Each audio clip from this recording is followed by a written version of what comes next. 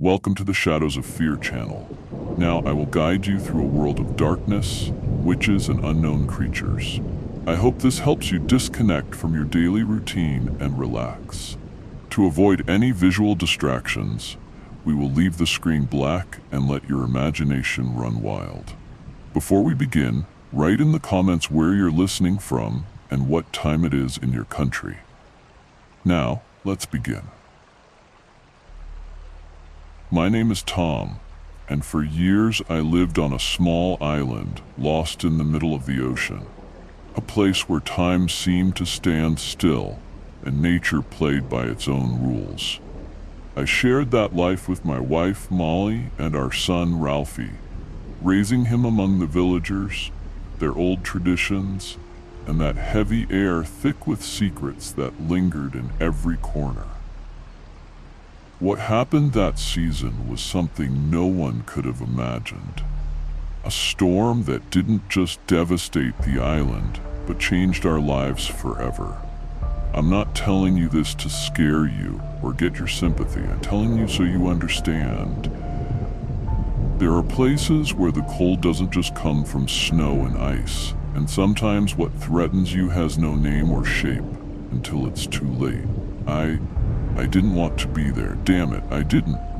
I swear on my mother's grave, on everything holy. If I'd known, if I'd seen a sign, any sign, just one goddamn clue, I would have left. I would have gotten the hell off that god-forsaken island the moment the first snowflakes started to fall. I swear it, but I didn't. I stayed, because everyone kept saying it wasn't a big deal, that every winter was like this, that a good storm couldn't hurt us, that generations had survived blizzards and black tides before, just small-town bullshit. And me, like an idiot, I nodded, smiled, and threw more wood on the fire. But then Martha happened. God, Martha Clarendon. That woman wouldn't have hurt a fly, okay? Not even a fly. And suddenly we found her lying on the floor in her home. Her brain, I don't even know how to say it, it was splattered. Splattered. Like someone had, I don't know, smashed it against the wall. Like some goddamn supernatural force had torn her head apart from the inside out. And it wasn't an accident. It wasn't a slip, it wasn't a fall. No, it was him. He was there. Andre Lineage. That bastard. That son of a bitch was sitting in her damn rocking chair. With that weird cane, long shaped like a claw or a serpent, or I don't even want to remember, but I see it every time I close my eyes. And he looked at us, man. He looked at us like he already knew we were coming in. Like he'd been waiting, like he'd been sitting there for years, and he smiled. That was the worst part, the smile. It wasn't human. It was like the bones in his face were the ones smiling. You get me? Like whatever was inside him was grinning, and the skin just followed along for the ride. He didn't fight back, didn't even move. We came in with guns, with cuffs, our voices shaking, and all he said was that phrase, that damn phrase, "Give me what I want and I'll go away." So calm, a voice like it came from a grave. No yelling, no threats, just like he'd said it 1,000 times before, like he was gonna say it 1,000 more. And I don't know what the hell is happening in that cell, but he won't shut up. He whispers things no one should know. No one. Things about me, about Mike, about all of us. How the hell does he know? Huh? How? And the storm doesn't stop. It just keeps going. Every time I think we've seen the worst, boom, another wave of snow, another gust of wind that sounds like someone screaming from the sky. I don't want to be here. I don't. Something made its way onto the island. Something ancient. Something that should have never been let out of wherever the hell it came from. And the worst part isn't that it came. The worst part is that it's waiting. and we don't know what the hell it wants. I didn't sleep that night. None of us did. We were all holed up in the town hall, like it was some kind of safe zone, like old wooden walls could keep out whatever's happening out there. But that's all we had. So we huddled together, flashlights, blankets, coffee that ran out in half an hour, and him downstairs in the cell, breathing, watching, silent, like he had all the time in the world, like the storm was just his background music. And every now and then he'd say something, like a lullaby, phrases that didn't make sense, or worse, ones that you hoped didn't make sense. I leaned over the trapdoor to the basement stairs just to check, and damn it, I swear to you, Linodge was waiting for me, standing, eyes like two glowing coals. He didn't blink. He just said, "You never told anyone what happened in that garage, did you, Bobby?" And I nearly pissed myself because no one knew about that. No one. And don't tell me it was a dream. It wasn't paranoia. The next day, one of the town kids, what was his name? Danny? Yeah, Danny Keene. He threw himself into the ocean, in the middle of the storm, like a damn zombie. Said something before he jumped, something like, "My turn's up," or something. And his mom screamed like an animal, man. Like a wild animal.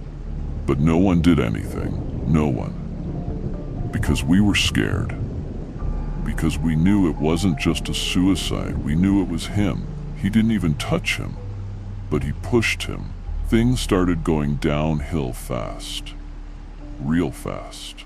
People locking themselves in their homes with chains and bolts. Others walking through the streets praying out loud like lunatics. And the sound of the wind, it didn't sound like wind anymore. It sounded like words. Words you couldn't understand, but that pierced your chest like needles. Father Brigham, the town priest, locked himself in the sacristy and never came out again. Someone heard him shouting that evil has taken form, and that holy water's useless now, and Mike the sheriff, poor bastard's trying to keep order. But you can see it in his face, man. He's scared too. He just hides it better than the rest of us. I saw him talk to Linodge. He went down to the basement alone, stayed there more than 20 minutes, and when he came back up, he was pale, sweating, hands shaking. He didn't say a word, just sat down and stared at the floor. And since then, he hasn't been the same. Something has fallen over us, man, and it's not the snow, not the wind, not the cold. It's him, Linodge. He's rotting us from the inside, one by one. And the worst part, he hasn't even asked for anything yet. He hasn't told us what he wants, but he will, soon. I don't even know how long we've been here anymore. I've lost count. Don't know if it's been hours or days. The lights flicker more often, the batteries die fast, and the generator sounds weird, like it's scared too, you know? Like it can feel him. And I don't want to go down to that basement again. I don't want to see him. I don't want to look into those eyes again. But everyone's staring at me, waiting for me to go, because I was the first one to walk into his house, the first to see those teeth, the first to hear that damn phrase, "Give me what I want, and I'll go away." Then just go already. Just go. But he doesn't. Mike tells me not to say anything, not to panic the people, not to make it worse. But how the hell are we not supposed to panic, huh? How? Just yesterday, Mrs. Harlan ripped out her fingernails, one by one, right in front of her daughter, without saying a word, like she wasn't even there anymore, like someone or something else was driving her body. And her daughter, she just sat there crying quietly, like she didn't want him to hear her. And I think no one has the strength to scream anymore. Linaj doesn't need chains. That's the most messed up part. We've got him locked up, sure, yeah, in some rusty old cell with padlocks Mike's grandfather probably bought. But he's just there like he's on vacation, sitting upright, watching, whispering to himself or to whatever listens to him from the other side of the world. Because he's not alone. I feel it. He's not alone. Last night, when I thought everyone was asleep, I snuck down. I had to check. I had to see if he was human, if he ever got tired, if he slept, if he breathed like we do. But no, he was standing, facing the back wall of the cell, whispering in a language that wasn't a language, words that twisted in the air like they had legs. And when he turned around, when he turned and looked at me without moving a single muscle, just his eyes, I felt like something blew out the inside of my soul. And then he said my name. Not Bobby. My real name. The one from my birth certificate, the one nobody uses. And he said it perfectly, with the exact accent, and then he laughed, a dry laugh. Like bones snapping, I fell backward, hurt my wrist, didn't care, I just wanted to get out, to escape, to forget. But you can't forget, you can't, because when I close my eyes, I see him. And when I open them, he's still there. Even if he's not, even if he's still down there, he's everywhere. You get me? In the kids' dreams. In the foggy mirrors in the bathroom, in the corners where the light won't go. I feel like he's gotten inside the town, like we're all breathing something rotten. Like he's, I don't know, colonizing us. And the storm keeps going. It doesn't stop.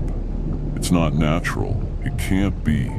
No satellite shows it. No weather report predicted it. It's like the cloud is alive. Like it wrapped itself around us so no one can come in or leave. A floating prison. A cursed island. And at the center of it all, him. This morning, Mike told me something weird is going on with the kids. He said they've been talking in their sleep, all of them. At the same time, saying words they don't know, repeating phrases, and guess which one they repeat the most? Give me what I want, and I'll go away.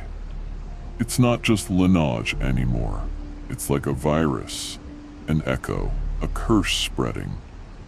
Today, in the kitchen of the shelter, I saw little Ellie draw something in the frost on the window. A symbol, one I'd seen on the wall of the cell, and she'd never been down there. No one let her go down. No one taught her that. I don't want to be here, man. I want to leave. But there are no boats, no radio, nothing. And every time someone tries to go near the docks, something makes them turn around. Dizziness, vomiting, vertigo, like the island itself won't let them go. And meanwhile he talks to everyone in whispers, in dreams and thoughts. It gets into you like a buzzing, like your own voice, but it's not. It's not. It's colder, older, more inhuman. Today, Linaj told Sally he knew who killed her dog last summer, said it in front of everyone, and he was right. And the bastard who did it broke down crying like a child. No one had ever known. And then Linaj made him confess, and he did. Right there, like he couldn't stop himself. Where the hell did this guy come from? What corner of hell? Because he's not from here. He's not from anywhere. I'm starting to think he didn't arrive. He woke up like he's been waiting, and all he needed was something like this storm. And the worst part, the most fucked up thing, is he still hasn't said what he wants. He just keeps repeating it, like a litany, like a curse. Give me what I want, and I'll go away. But no one knows what the hell he wants. And that's what's eating me alive. Because when he finally says it, when he finally tells us, it'll already be too late. And then we'll really be screwed. Last night I dreamed I was buried in snow up to my neck, and the knowledge was walking on top of it, barefoot, without leaving any tracks.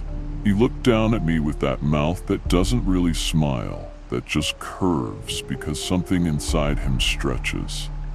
And he said the same thing, always the same thing. Give me what I want, and I'll go away.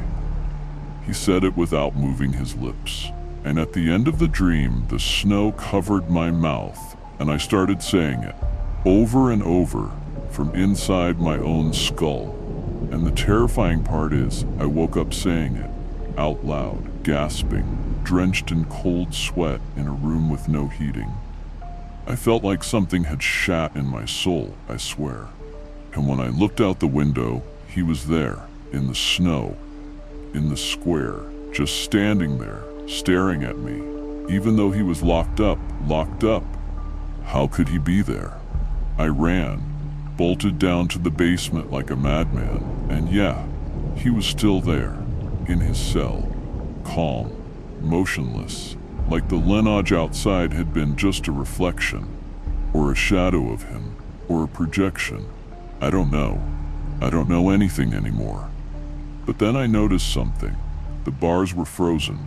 Not cold, frozen, like the metal was freezing from the inside, not the outside, like he was turning the whole cell solid from within. Something's changing down there. This morning we found birds, dead birds, hundreds of them, scattered along the path to the lighthouse, all with their eyes blown out, wings broken, feathers blackened like they'd been burned from the inside. And no one heard a thing. Not a flap, not a crash, nothing. They just appeared there, like offerings, like warnings, and no one's saying anything. No one dares admit that this doesn't make sense anymore, that we're not in a normal storm, that this isn't just snow or wind, this is something else. A veil, a floating prison, and at its center, the freest prisoner in the world. Mike hasn't spoken in 2 days. 2 whole days. We saw him go into the town hall bathroom and refuse to come out. Molly had to go bring him out. And when he came out, his pupils were huge, like someone had shoved a lighthouse into his skull. He didn't say a word, just walked over to the coffee table, sat down, hands flat on the wood, waiting for him to speak. Because that's what we're all doing, right? Waiting for him to speak. Like it doesn't matter what he's gonna say, like we've already given in. And that scares me more than he does. That we're starting to give in without even a fight. The kids, they're getting weirder. They don't play, don't laugh. They look at each other and nod, like they understand each other in a language with no words. The other day, one of them, Kevin I think, grabbed a piece of chalk and wrote on the wall, "He already knows everything." And when we asked what that meant, he just said, "I dreamed it." And then he laughed. But it wasn't his laugh. It wasn't a child's laugh. There's a heavy energy in the air, like static that never breaks, like the world is holding its breath before something explodes. Sometimes the radio crackles on its own. Once it turned on and played an old song, something from the 40s. We'll meet again. No signal, no batteries, low volume. Then, silence. Today Linoge spoke to all of us, from downstairs, but we heard him upstairs, like his voice was coming from the damn ceiling, like it came from the storm itself. He said, "Think carefully, you still have time." And then, but not much, then he laughed. We all heard it. We all admitted it. And still, we stayed here, breathing his shadow. I'm starting to think no one's coming, that the storm's never going to stop, that the island doesn't exist for the rest of the world anymore. We haven't had contact with anyone. No boats, no helicopters, no messages, like time itself has broken. Like we're frozen inside his game board. I've started writing things without realizing it. Phrases, circles, symbols on the walls, in the snow, in the margins of books. And when I notice it, this tremor grabs my guts. Because it's not me writing. It's him. Through me. And I can't tell anyone because I know I'm not the only one. Yesterday I saw Ellie moving her lips in silence, alone in front of a candle, and I swear the flame moved to the rhythm of her words, like it was listening. And meanwhile, the adults, they say nothing, because they're afraid of hearing what he wants. Because deep down they know that when Linoj opens his mouth to say his wish, it's gonna divide us. And someone, one of us, maybe all of us, is going to say yes, and then it'll be worse, because once we give it to him, he won't leave. I don't know if it was day or night. There's no difference anymore, just white and gray, just wind and that awful noise, like something huge is breathing in the clouds, like the sky is filled with black lungs exhaling at the same time. We've stopped looking at the clock. All of us. The phones are dead, and no one asks the time anymore because it doesn't matter. Time stopped being useful the moment Linoj stepped into our lives, or forced his way in. Last night we heard a sound, just one, sharp, like a hammer hitting steel. No one knew where it came from, but we all heard it. All of us lifted our heads like dogs hearing a whistle. No one said anything. We just stared at each other, each one looking for an answer in someone else's eyes. And the silence, that awful silence after the noise, was worse than the noise itself. I stayed still for a while, listening, waiting for another sound, but it never came. And then I went down to the basement. The stairs creaked like they were protesting, like they didn't want anyone going down there again. I didn't want to look, but I had to, because if you don't, the fear grows. You know that, right? Fear grows in ignorance. It's something with a hunger, and there he was, sitting in the dark. There was no light, just a flickering flashlight that wasn't even aimed at him. But he still glowed, not with light, with presence, with something you don't see but you feel, like he had gravity. I got a little closer, not much, just enough to confirm he was still there, that he hadn't escaped, that we still had time. But then he spoke. He said, "You know what I love most about winter?" And then he paused, and I didn't answer. I couldn't. And then, in a low voice, like telling a secret to a grave, it covers the bodies. I didn't sleep, I didn't eat, I can't. My hands won't stop shaking, my chest hurts. Not from illness, from pressure, from the weight. Because all of this is about to explode, and I don't know if we're going to survive it. Mike finally spoke today, said he had a vision, not a dream, not a nightmare, a vision. He said he saw Linoj walking through a field full of corpses, and every single face was from the island. Children, women, the elderly, us, all of us. And Linoj was whistling as he stepped over bones, and then he said the field was this island. No one said a word, no one denied it, no one screamed. We just accepted it. Like we already knew. Like we were just waiting for someone else to say it out loud. Today, someone started writing on the walls of the town hall. Big letters, charcoal black. You already know what he wants. Just like that, in capital letters. And the most messed up thing, no one erased it. Someone knows. Someone already knows. But they're not saying it. I don't know if I'm the only sane one left or the most insane.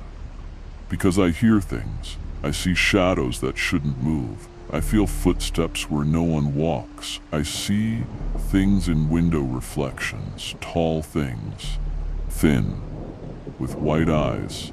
I'm not alone. Maggie's daughter saw them too. Said Daddy looked at me through the window. Her dad's been dead for 5 years. Doors creak on their own. Lights go out without cause. Lina's words are everywhere, as if the air is full of him, as if he is the weather. And still he hasn't said it. He hasn't said what he wants. He just keeps applying pressure. He knows how to do it. Knows that the longer we wait, the weaker we get. Today I found Molly in the common room, crying. Not from fear. No. She cried like someone who feels guilty. When I asked her what was wrong, she only said, "I understand now. I get it." And then she walked away. What does she understand? What the hell does she understand? I don't understand anything. I only know this isn't gonna last much longer. Something's breaking. Inside all of us. Or inside time. I don't even know. But when he says it, when he finally says what he wants, it'll be too late to say no. And that's what's killing me inside. Because I'm afraid that deep down, we've already said yes. It's been snowing all day. No break, no mercy. Now the snow falls like it's not snow anymore, but ash. Heavy, wet, thick. It sticks to your skin. It seeps into your bones. There's no more difference between skin and clothes. We're all soaked in the storm, inside and out, because now the storm is inside us too. This morning, without warning, the generator died, but not with a pop. No, it was like something drained it, like the darkness had teeth. No one screamed, just resignation, because we knew what came next, that he had been preparing everything. Patient, calculating, like an infection waiting to erupt. We went downstairs, all of us. We had no choice anymore. We couldn't ignore it, or avoid it, or stay quiet. He was calling to us, not with a voice, with a need. Like something inside us wanted to know, to finally hear what he wants. And when all of us felt that need at the same time, we looked at each other. And we knew the decision wouldn't be ours anymore. The basement was different, colder, darker, but not just because of the power failure. The air was heavier, like we were underwater, or in a different reality. The floor creaked with every step. But it didn't sound like wood, it sounded like bones. And there, in the center, no chains, no bars, because the doors were open, of course. There he was, standing, tall, smiling. He didn't speak at first, just looked at us, one by one. His eyes didn't look, they cut, they peeled. He could see things we didn't want to remember. Sins buried deep, rotting secrets, and with a glance he dragged them back to the surface. Then he spoke, with a soft voice. Warm, almost polite, like a teacher about to give bad news. Like someone who already knows you're going to say yes. You've been very patient and very weak. That's fine. It's time. No one breathed. No one moved. I thought I might pass out, but something inside me, something that wasn't mine, made me stand. Like a shepherd commanding his flock. Lineage walked to the wall, and with a finger, he wrote, in blood. I don't know where it came from. Maybe from us. Maybe he doesn't need wounds, just will. And he wrote 4 words. If you're enjoying these dark tales and want more, don't forget to leave a like, subscribe to Shadows of Fear, and share your thoughts in the comments. Every bit of support helps us keep exploring the unknown together. Come, be part of this community, and don't miss a single story. Now, let's continue. And he wrote 4 words. One of your children. There was a sound, not out loud, in our heads, a wave of nausea, horror, rejection, but also acceptance. The silence stretched. He turned around, his face twisted into something almost fatherly. I am old. Tired. The world has changed. The rules no longer favor me. I need a successor. And then I knew what he wanted. Not a soul, not a victim, not revenge, an heir, a child, one of ours, someone young, moldable, someone to inherit his knowledge, his power, his darkness, his evil, and he wasn't going to choose. No, he wanted us to choose, one among all, one only, given willingly. Give me what I want, and I'll go away. We didn't know what to say. No one moved. Some cried, some trembled. We were all broken, but not broken enough not to feel the shame, the pain, the guilt, and yet, no one said no. Think carefully, Linaj said, or I'll take what I want. You will all die, and still, I will get it anyway. What is the greater sacrifice? It was a sentence disguised as a choice. A noose that would tighten if we refused to grab it ourselves. No one could look at him. No one could look at each other. Because deep down, we all knew. We were already thinking about names, about children. I saw Sally hug her son like it was the last day on earth. I saw Mike close his eyes and whisper something I didn't want to hear. I saw Molly look at me. Not with panic, not with surprise, but like she already knew what I was going to say, even if I didn't know it yet. Then Linaj picked something up from the ground, a black stone, smooth, with a rune carved into it. In 3 days, I want a name, one name. I'll train him, I'll care for him. He'll live longer than any of you. He'll be part of something greater. And you'll live, you'll go on, you'll forget. If there is no name, he continued, you will all die. Old men, children, babies in wombs. I don't kill. I simply reveal the result of your decision. Then he sat down, just like that, as if he'd just finished teaching a lesson. Hands on his knees, waiting. He didn't say anything else. He didn't have to. He'd already said everything. We went back upstairs without a word. Each step heavier than the last. No one looked back. No one looked at each other.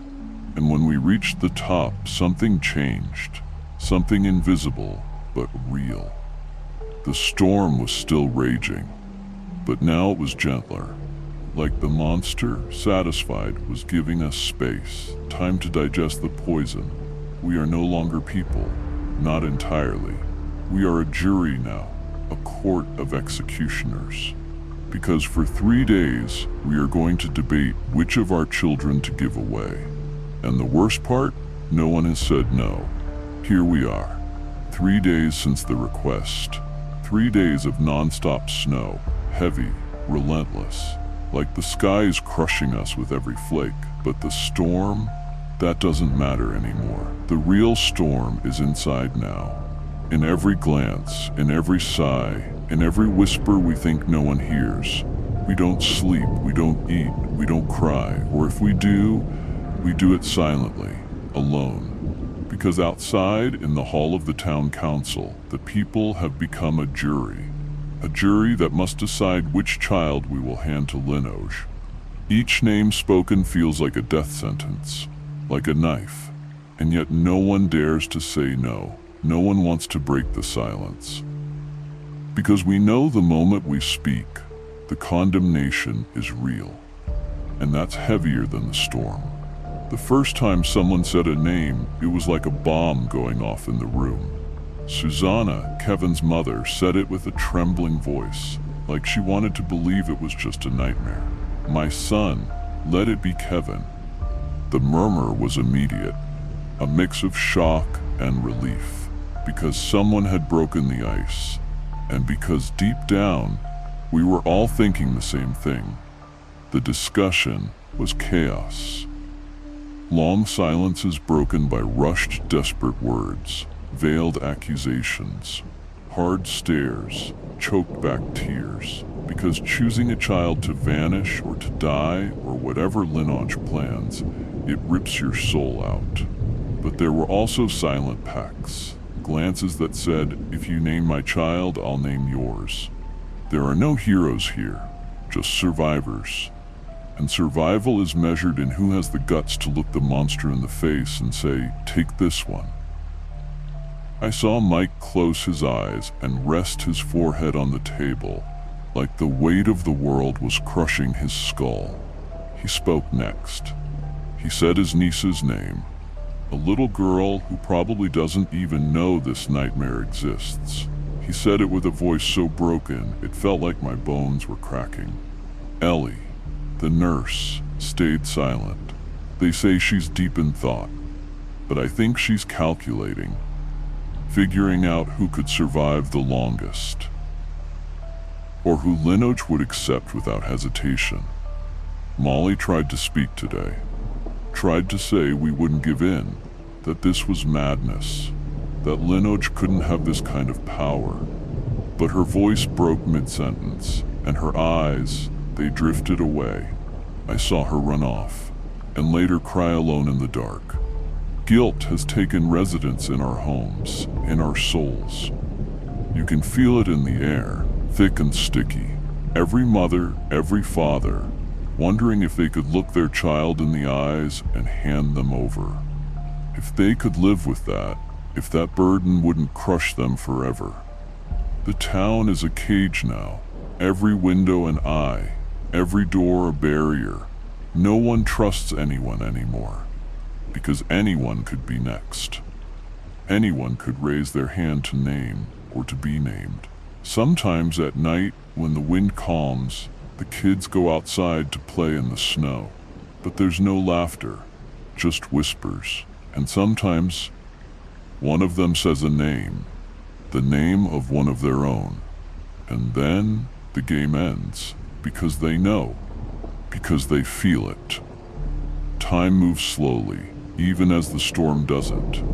Sometimes I think day and night are bleeding into each other, like we're trapped in a broken clock. In our meetings, words are both too many and too few. Everyone wants to speak.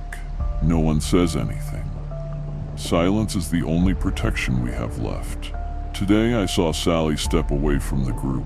She said she needed to think in private. But I know she's at home, crying, burying her son with her tears where no one can see. Some try to keep things normal. They cook, they clean, they do their best to ignore the darkness creeping in around us. But normality is a shattered disguise. On certain nights when the wind howls louder, I hear whispers inside the house. Voices that don't belong, voices that aren't alive, whispering about futures no one dares to imagine. The wariness is killing us, not in body, but deep inside. With every choice we don't make, every name left unspoken, every word we swallow, it hurts to think of the children, their faces, their innocence that won't last forever. How the storm has stolen their childhood. In this frozen hell, hope is a luxury few can afford. Yet there's still a thread, thin and almost invisible, that keeps us standing. And though the monster waits, patient, silent, the decision hasn't been made yet. But every second that ticks by is another step closer to the edge. I don't know how much longer I can hold on to this madness, nor how much the rest of us can endure. All I know is when the time comes, there'll be no turning back. The chosen child will be the price we pay to stay alive, or whatever's left of us, and I know none of us will come out unscathed. I can't believe it happened, that we crossed that line we swore never to cross, but we did. We have. Here, on this cursed island, we've become executioners of our own children. It was Maggie. Yes, Maggie. Little Emma's mom. The one who always wore a smile for everyone, even though the storm had slowly been erasing it. It was her, in a moment of despair, voice breaking and trembling, who raised her hand and said, "Let it be Emma." The silence that followed was so deep it felt like the world had stopped. I don't know if anyone even breathed. I felt like my soul was ripped out in an instant, like someone had plunged a knife into my chest, and was slowly twisting it. Then Maggie broke down, sobbing like you wouldn't believe, a raw, endless kind of crying. She said she did it for all of us, that someone had to, that Emma had to be the one to save the rest of us. But no one hugged her, no one comforted her, because betrayal weighs heavier than death. And what she did was betray us all. The children, the parents, the last shreds of hope. After that moment, the island split in two. Those who wanted to keep living at any cost, and those who'd already surrendered to the darkness. And in the middle, Emma, oblivious to it all, playing in the snow, unaware that her name had just become a sentence. The days that followed were torture. Maggie turned into a ghost. She wouldn't speak, wouldn't eat, wouldn't sleep. She just stared at Emma with a mix of boundless love and unspeakable horror. Leonard showed up on Maggie's doorstep that very night. Didn't come in, but his presence was enough. Emma stopped playing. She stood frozen, as if she knew something terrible was about to happen. Nobody talked about Lineage's arrival. It was like the monster standing at the door sealed the deal, made the irreversible official. Outside, the storm seemed alive, hammering the windows with furious blows as if celebrating its victory. That night I couldn't sleep. Stayed awake, listening to every sound, every creak, every sigh of the wind, every frantic beat of my heart. I thought about the other children, about how their parents looked at each other with eyes full of fear, guilt, and hatred, because now everyone knew the next name could be theirs. The weight of that choice started breaking families, tearing friendships apart, turning the village into an invisible battlefield, full of tense silences and accusing stares. The horror isn't just in the storm, it's in us, in every dark thought we dare to think, in every idea that suffocates the humanity we still cling to. Maggie disappeared on the third day. No one knows where she went. They say she went with Lineage, gave herself to the darkness to save her daughter. But I believe she's lost forever in the abyss that choice opened. Emma now lives with her grandparents, but she's not the same. Her eyes no longer shine with a child's innocence. They carry the shadow of a fate she doesn't yet understand. And us, the village, we keep staring into the void, waiting for the next name, the next sentence. The storm outside may seem calm, but inside our hearts, the tempest is just beginning. I don't know how much longer we'll last. I don't know if a single sane soul will remain when it's all over. All I know is the first blood has been spilled, and there's no turning back. We're no longer a village, no longer a family. We're nothing like we used to be. Now we're just survivors, and some of us, probably monsters disguised as humans.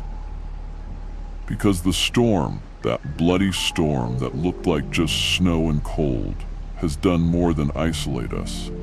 It's split us in two. It's shattered us from the inside out, like an old bone cracked clean through by a knife. The days after Maggie's choice were a relentless hell. It wasn't just fear or guilt or uncertainty over Emma's fate or Maggie's.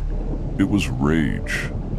Suppressed rage, the kind that eats you up quietly but leaves you so empty inside you just want to scream or throw up. And we chose to scream. Or worse, we chose to turn that rage into a weapon. The meeting that day started in silence, as it always did. Everyone sat around the council table, eyes fixed on the floor or some distant point, avoiding any eye contact. But soon the tension became unbearable, and someone let it slip. It was Ruth, the old woman who until recently seemed the sanest among us. She said this couldn't go on, that picking a child to vanish wasn't a life. neither for the chosen one nor for the rest of us, that we were all doomed to live dead. What came next was like an explosion. Mike threw an insult, thick with contempt and fear, slicing through the air like a knife. Then the verbal violence broke loose. Words turned into stabs, and the stabs nearly turned into punches. Some tried to calm things down, but it was too late. Windows shattered, friendships broke, whole families tore apart in minutes. Those who once helped each other now threatened one another, hunting for someone to blame for their own despair. And in that chaos, Lineage prowled unseen, like a cruel god who savored watching his creation crumble into human misery. Paranoia grew like a poisonous weed, spreading into every corner of the village. Nobody trusted anyone. Secretive glances, whispers in the dark, silent footsteps that seemed to chase each of us. Some started hiding their children, locking them away in their rooms, not letting them out, even to play in the snow. But the storm wasn't just an outside enemy. It was a mirror of what we were inside. The more we tried to hide, the easier prey we became for fear and madness. Madness that bubbled up as accusations, baseless suspicion, pure violence. The breaking point came when someone disappeared. Not a child this time, but Joe, one of the men trying to keep the peace. Found in the woods, lifeless, terror frozen on his face as if he'd stared down the devil himself. No one spoke it aloud, but we all knew it wasn't Lineage who killed him. It was us. Fear, paranoia, hatred. From then on, the violence ran wild. Fights became routine, screams tore through the night, threats turned into blood promises. We forgot we were human, surrendered to the beast inside each of us. The children weren't just victims anymore. Some began to show signs of a fear changing them. Empty eyes, whispers to nothing, sudden jerks and twitches. It wasn't just the storm. It was the invisible burden they carried on their shoulders. Amid all that chaos, a few of us tried to find a way out. Tried to remember that some shred of humanity still lingered, that we could choose to resist without betraying our children, without letting the darkness win. But it was hard, very hard, because Lineage was still there, waiting, lurking. He didn't need to do a thing, just let us destroy ourselves. It was like he fed on our fear, our despair, our hatred. And so, with the storm battering the windows and the wind driving snow against the walls, the island became a battlefield. Not against some outside enemy, but against ourselves. Those of us still sane looked at each other with sadness and fear, because we knew this could only end one way. The storm wouldn't kill us first. It would be us, our own madness and despair, who finished it all. The island is no longer a refuge, it's a prison.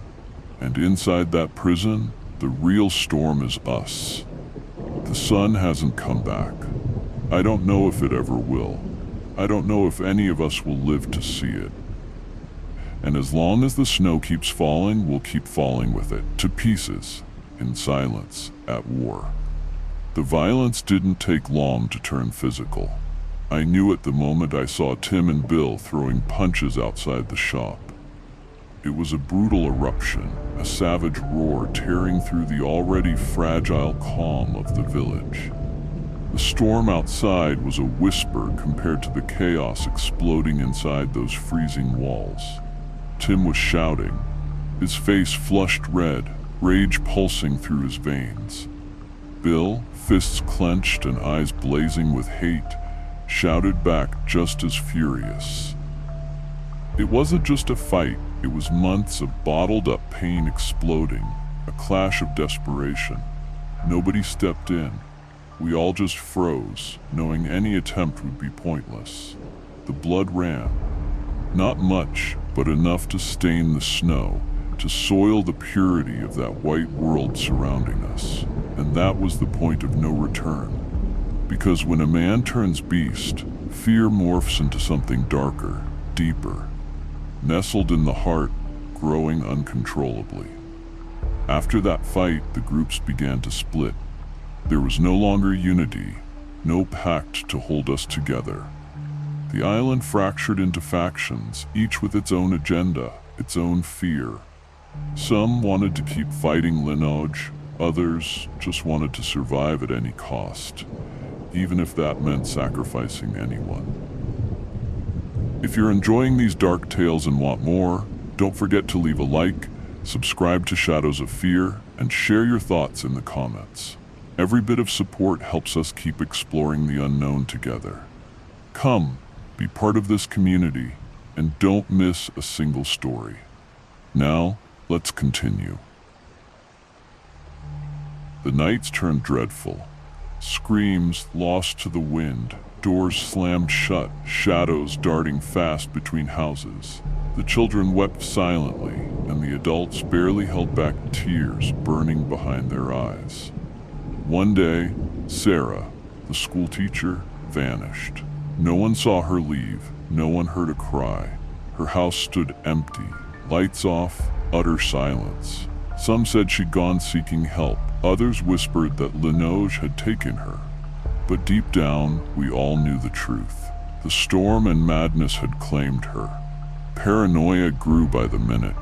Suspicion over who'd be next spiraled into collective hysteria.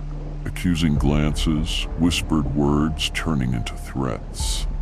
And in the midst of it all, Linoge, unseen, like a cancer eating the soul without a trace. Secret pacts started forming. Dark agreements struck in shadows, where morality was lost and only survival instinct remained.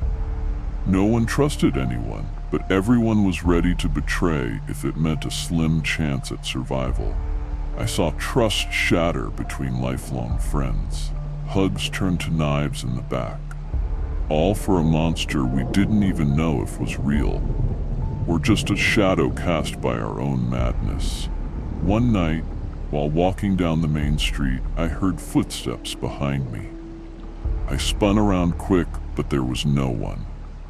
Just the storm and a silence so heavy it crushed you. I felt the island breathing with us, alive and hungry to watch us tear ourselves apart. Fear wasn't just fear anymore, it was hatred, rage, a poison running through our veins, turning each of us into animals.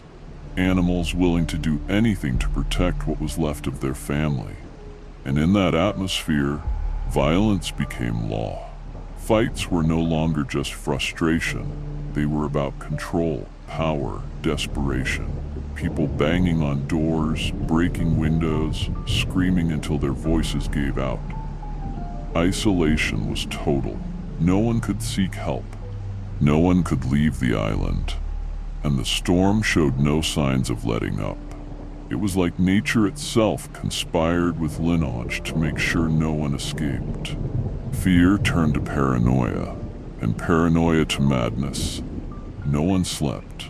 Everyone stared out the windows, waiting for Linoge to show.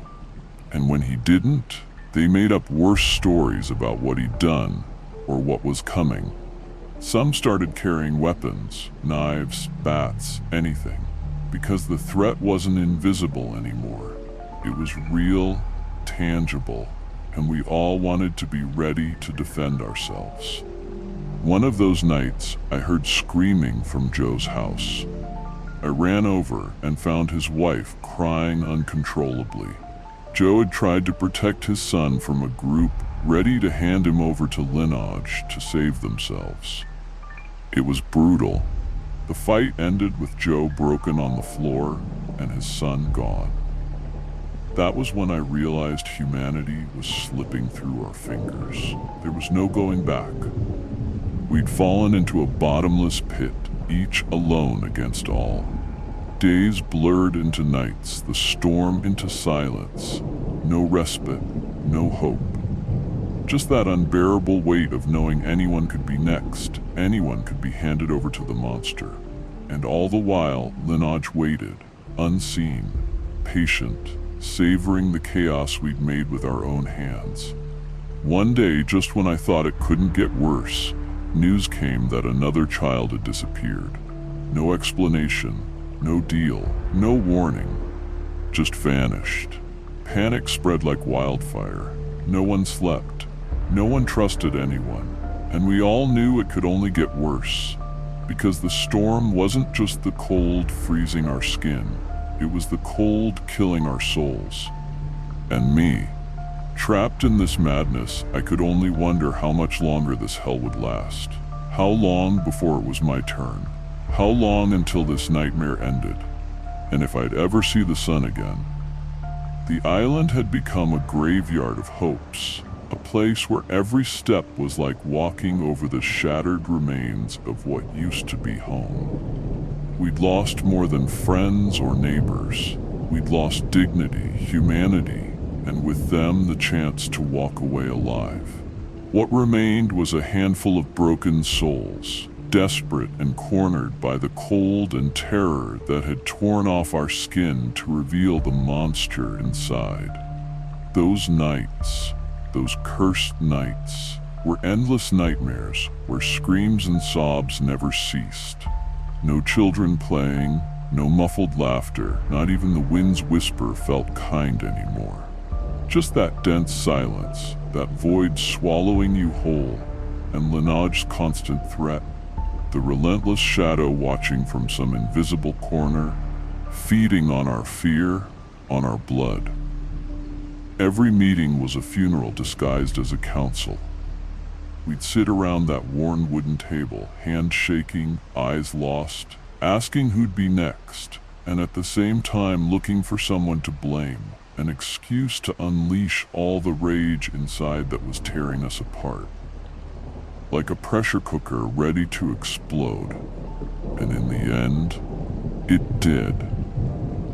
I can't quite recall who was the first to suggest it.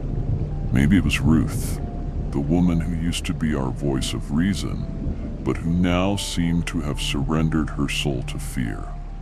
She said we couldn't go on like this, that we were tearing each other apart, that the storm wouldn't just kill us if we didn't find a way out.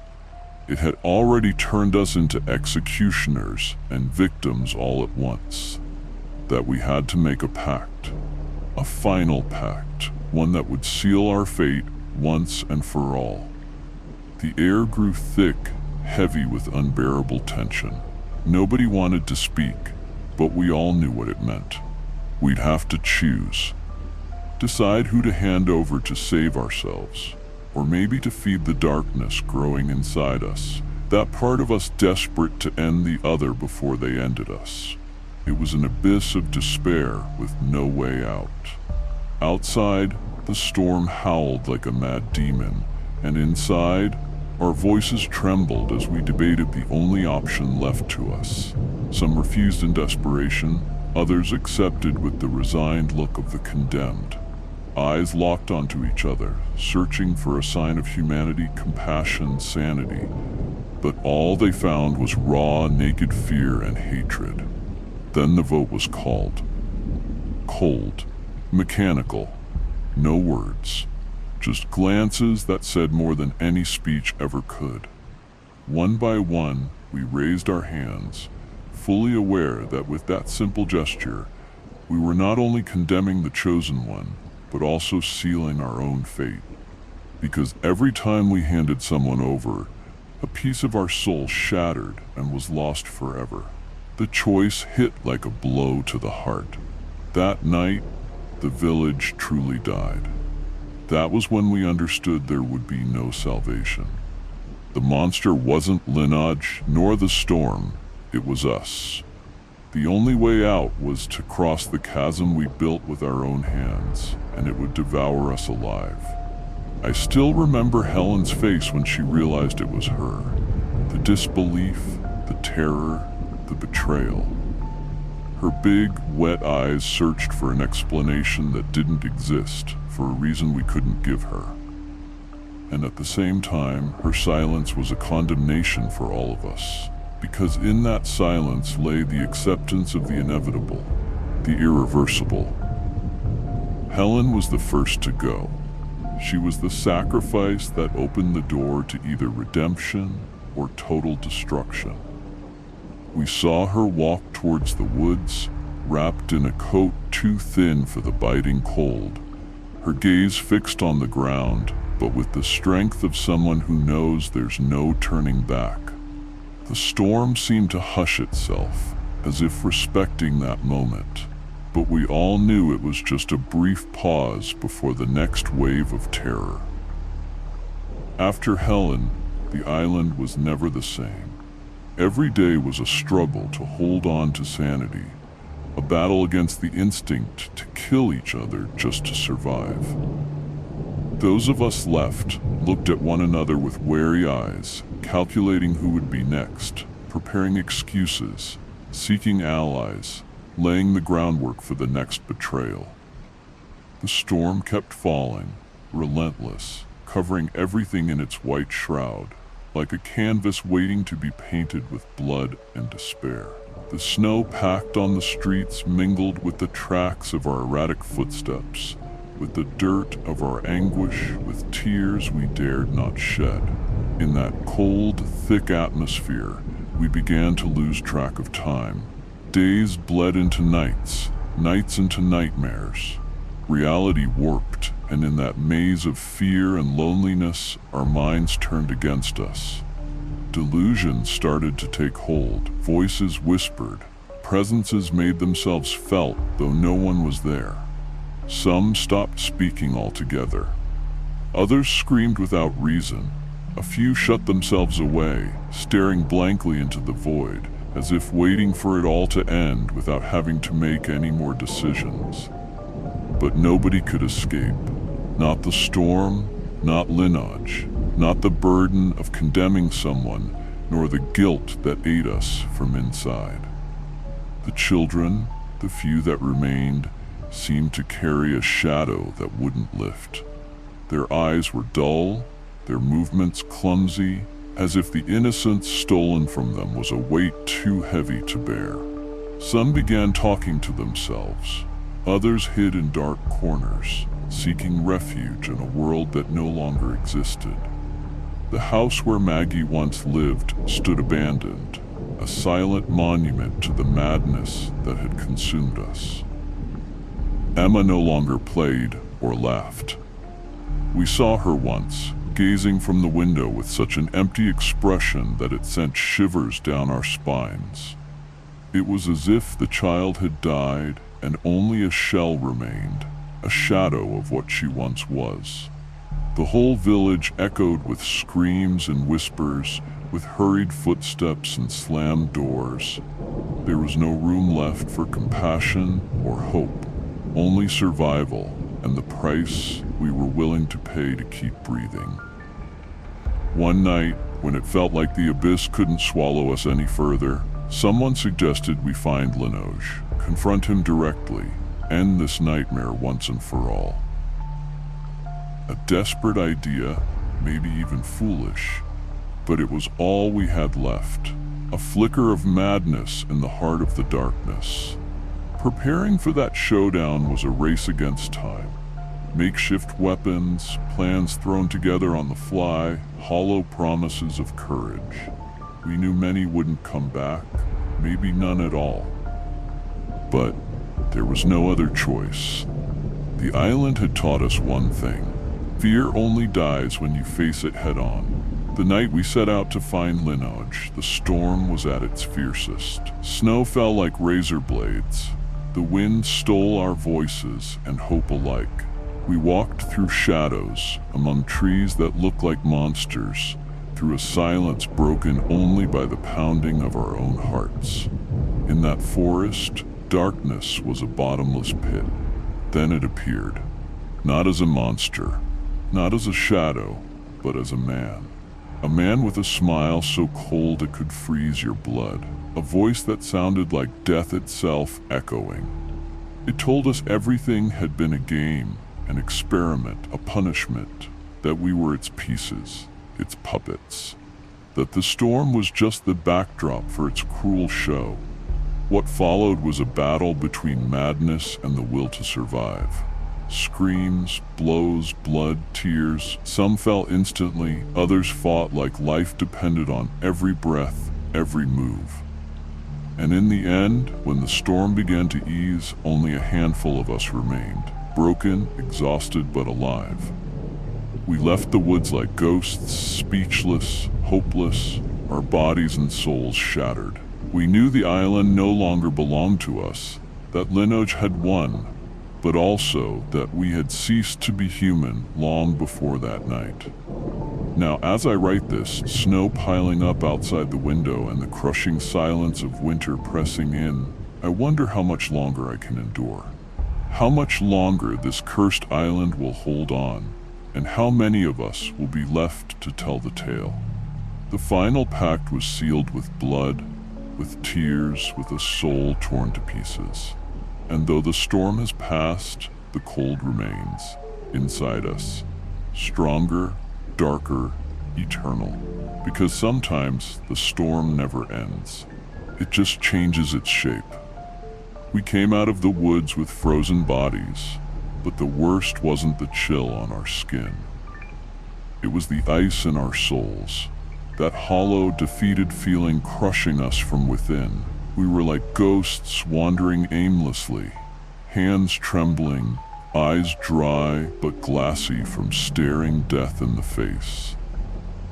I couldn't tell if the world kept spinning or if we were trapped in an endless moment, caught in a white hell that wouldn't let us go. Empty houses looked like graves.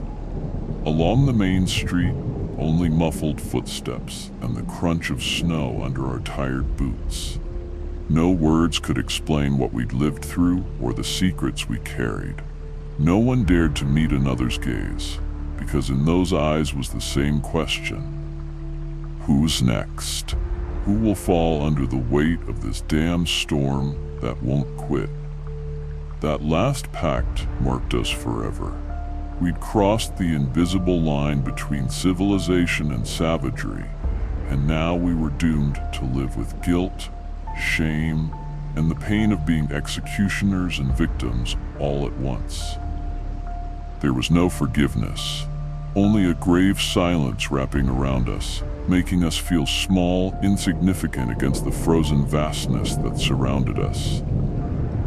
Every night I woke drenched in cold sweat, haunted by the echo of screams pounding in my head.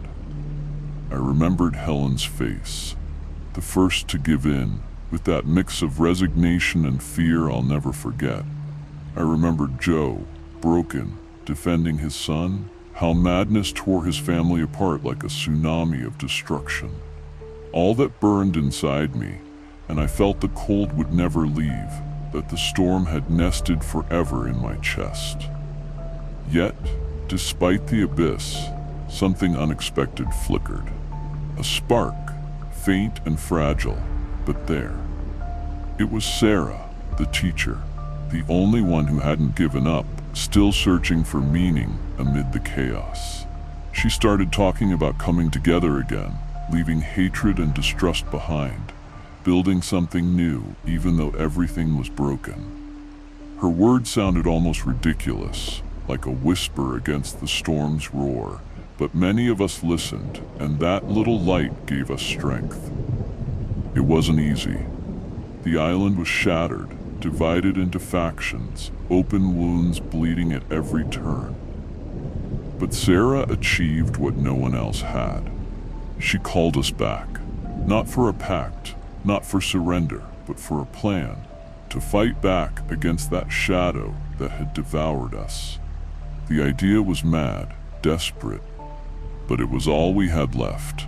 And if we were going to die, we wanted to die fighting, not crawling in the dark. As we prepared that plan, the storm seemed to relent a little, as if nature itself was waiting for the finale. Snow still fell, but the wind was less fierce, the sky opening briefly to reveal a cold moon watching from above, silent witness to our final battle. In those days, many tried to rebuild some kind of normality. Stories and memories were shared, promises made to remember those lost. It was a desperate grasp at the humanity left inside us, the part unwilling to die without fighting for something bigger than mere survival. But Linage's shadow hadn't gone away. It lingered, invisible, watching us, feeding on our doubts and fears. Sometimes we felt it like a whisper on the wind, a shadow in the corner of our eye, a constant threat reminding us everything could end in an instant. The night before the fight, we gathered in the old church, the only place still standing. Candles flickered, and in the dim light, worn but determined faces stared back. No one spoke much, but the tension was thick. We knew at dawn we'd face an enemy we didn't understand, but one we'd chosen to confront with what little we had left. I sat on a pew, staring at the empty altar, thinking of all we'd lost, all we once were and never would be again. I thought of the children, the friends, those who gave themselves up and those taken. I thought about how the storm had changed us, left invisible scars, but also about how something inside us still resisted. Then suddenly, a sound broke the silence, a whisper, a murmur seeming to come from the very walls. I looked around and everyone there felt it too, a presence, a call, one last challenge. Linage was there, lurking, readying itself for the final battle. We got up, and though fear gripped our chests like iron, we stepped out into the snow with the resolve of those who have hit rock bottom and have nothing left to lose. We walked together, a handful of broken souls bound by an invisible thread of hope and rage. And as the storm howled once again, with all its fury and biting cold, I knew that this dawn would decide not just our fate, but the fate of everything left on that cursed island. Because in that fight, we weren't just battling Linage. We were fighting the darkness that had grown inside us. The fear that had torn us apart, the hatred that nearly destroyed us, the storm that seemed intent on swallowing us whole forever. In the end, there was only one path. Face that monster, face ourselves, and see what remained when it was all over. I can't quite put into words what I felt stepping out of the church. Snow up to our knees, an icy wind slicing at our faces. The air was so thick it felt like every breath was a dagger plunged into the chest. We looked at each other, searching for courage in eyes as lost as our own. It was as if we stood on the edge of a cliff, knowing one wrong step would hurl us into the void, yet with no choice but to move forward. Linage had become more than a demon. He was the embodiment of all our nightmares, the cruel, merciless mirror of what we'd become. I had seen him so many times that his whispers haunted my mind relentlessly, an echo telling me there was no hope, that the storm was eternal, that the island was our grave. But still, beneath it all, there was a fury in us no one could extinguish. The fury of those who've lost everything except the will to fight. We made our way to the heart of the forest, where darkness flowed like a black tide around us. Each tree loomed like a spectral giant, branches stretching out like claws ready to snatch us. The snow crunched beneath our boots, and the silence was a monster more terrifying than any shadow. There was no room for mistakes, no space for weakness. Each of us carried a fear so heavy it felt almost tangible, but no one spoke. We knew if we did, the storm would swallow our voices. Then, someone screamed. I don't know who, or if it was a scream of terror or rage, but it shattered the fragile barrier holding us together. It was like an explosion, a wave dragging us into a spiral of panic and chaos. We ran, we stumbled, we lost each other, and the storm seemed to laugh, relishing our fall. But just when it felt like everything was over, he appeared, Lineage, with that twisted smile that dared death itself. There was no fear. Fear was impossible when you felt life slipping away with every passing second. But despite the despair, fury rose. A fury that burned everything in its path, shredding guilt and pain, driving us to face that shadow with tooth and nail. We screamed, we fought, trying to tear the darkness from him with every strike, every word, every beat of our fading hearts. The battle was like a frozen hell. The storm screamed without end, and in the snow and shadows, reality blurred. Sometimes I felt I was dying, that the cold was devouring me. But also a spark kept burning, a light amid the chaos that told me it was still worth fighting, that not all was lost. I saw many of my own fall, people who had become our family, comrades bound by a shared fate. Their faces burned into my memory like indelible tattoos, reminding me why we had to hold on. Because even if the storm tried to snuff out our flame, that flame still burned within us, a fire fiercer than fear. Lineage wasn't just an enemy.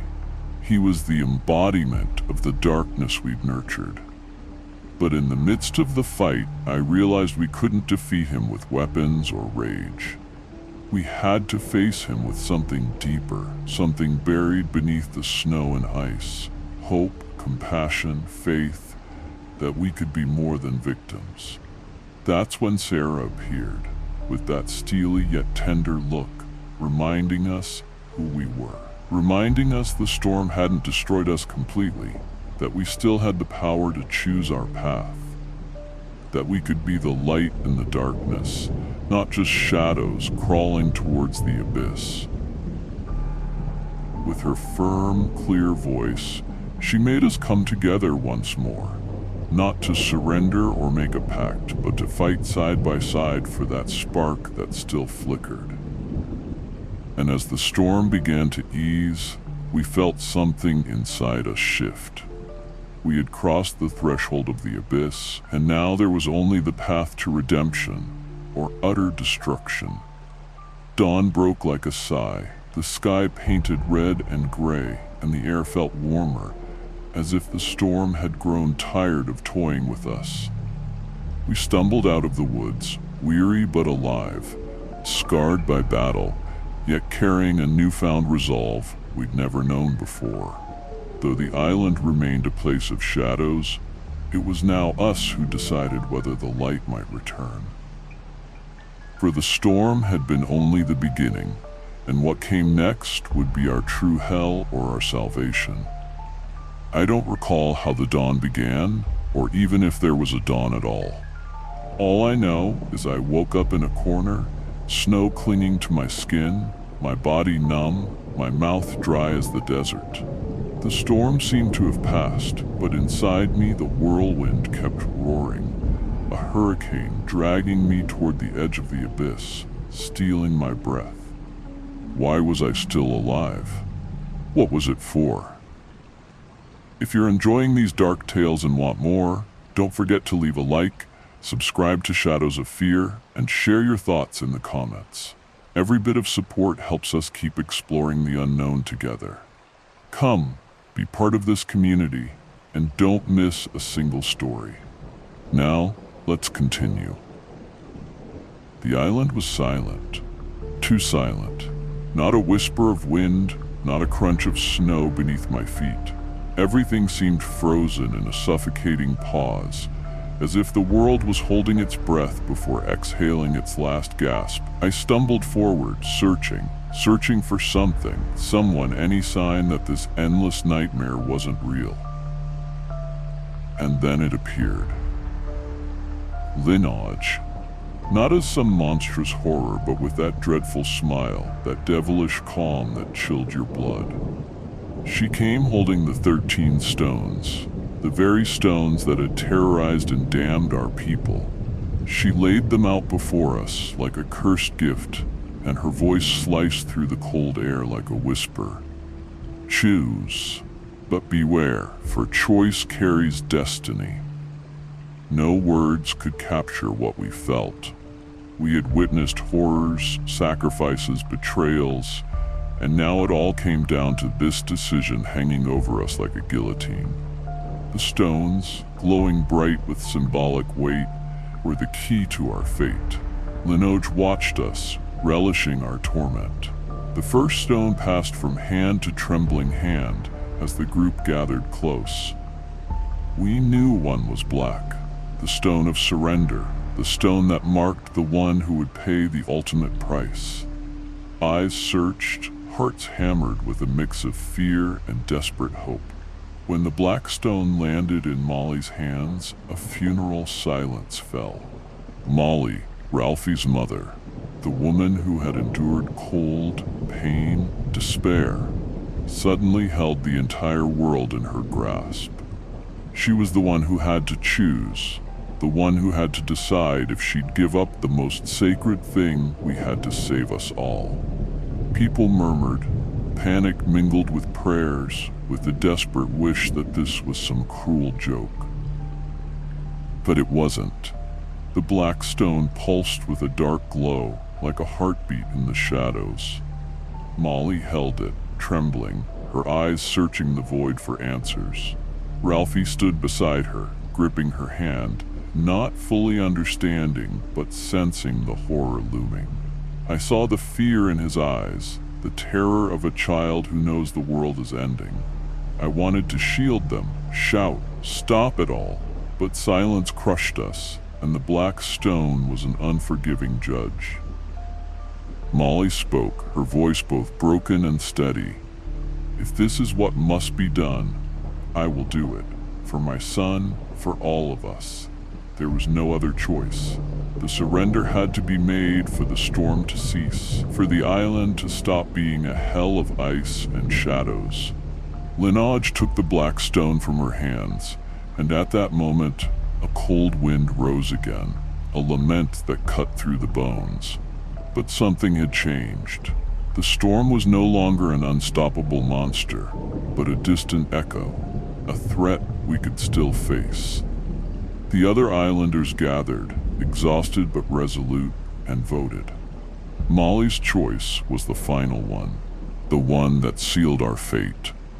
We knew darkness was knocking at our door, but we also knew we were together. The fight was far from over. As Molly held the stone, time seemed to stretch and warp. Every second felt like an eternity, every breath a battle. The shadows grew longer, the snow bit colder, yet within us flickered a spark, a sliver of light no storm could snuff out. Then Linoge approached Molly, wearing a smile both sweet and poisonous. He spoke in a voice only she could hear, a promise cloaked in menace, a choice beyond life and death.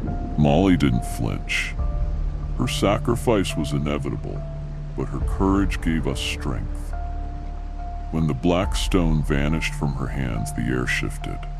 The storm began to ebb slowly, the sky cleared, and for the first time in days, we glimpsed the stars. The island exhaled, and so did we, though we knew nothing would ever be the same again.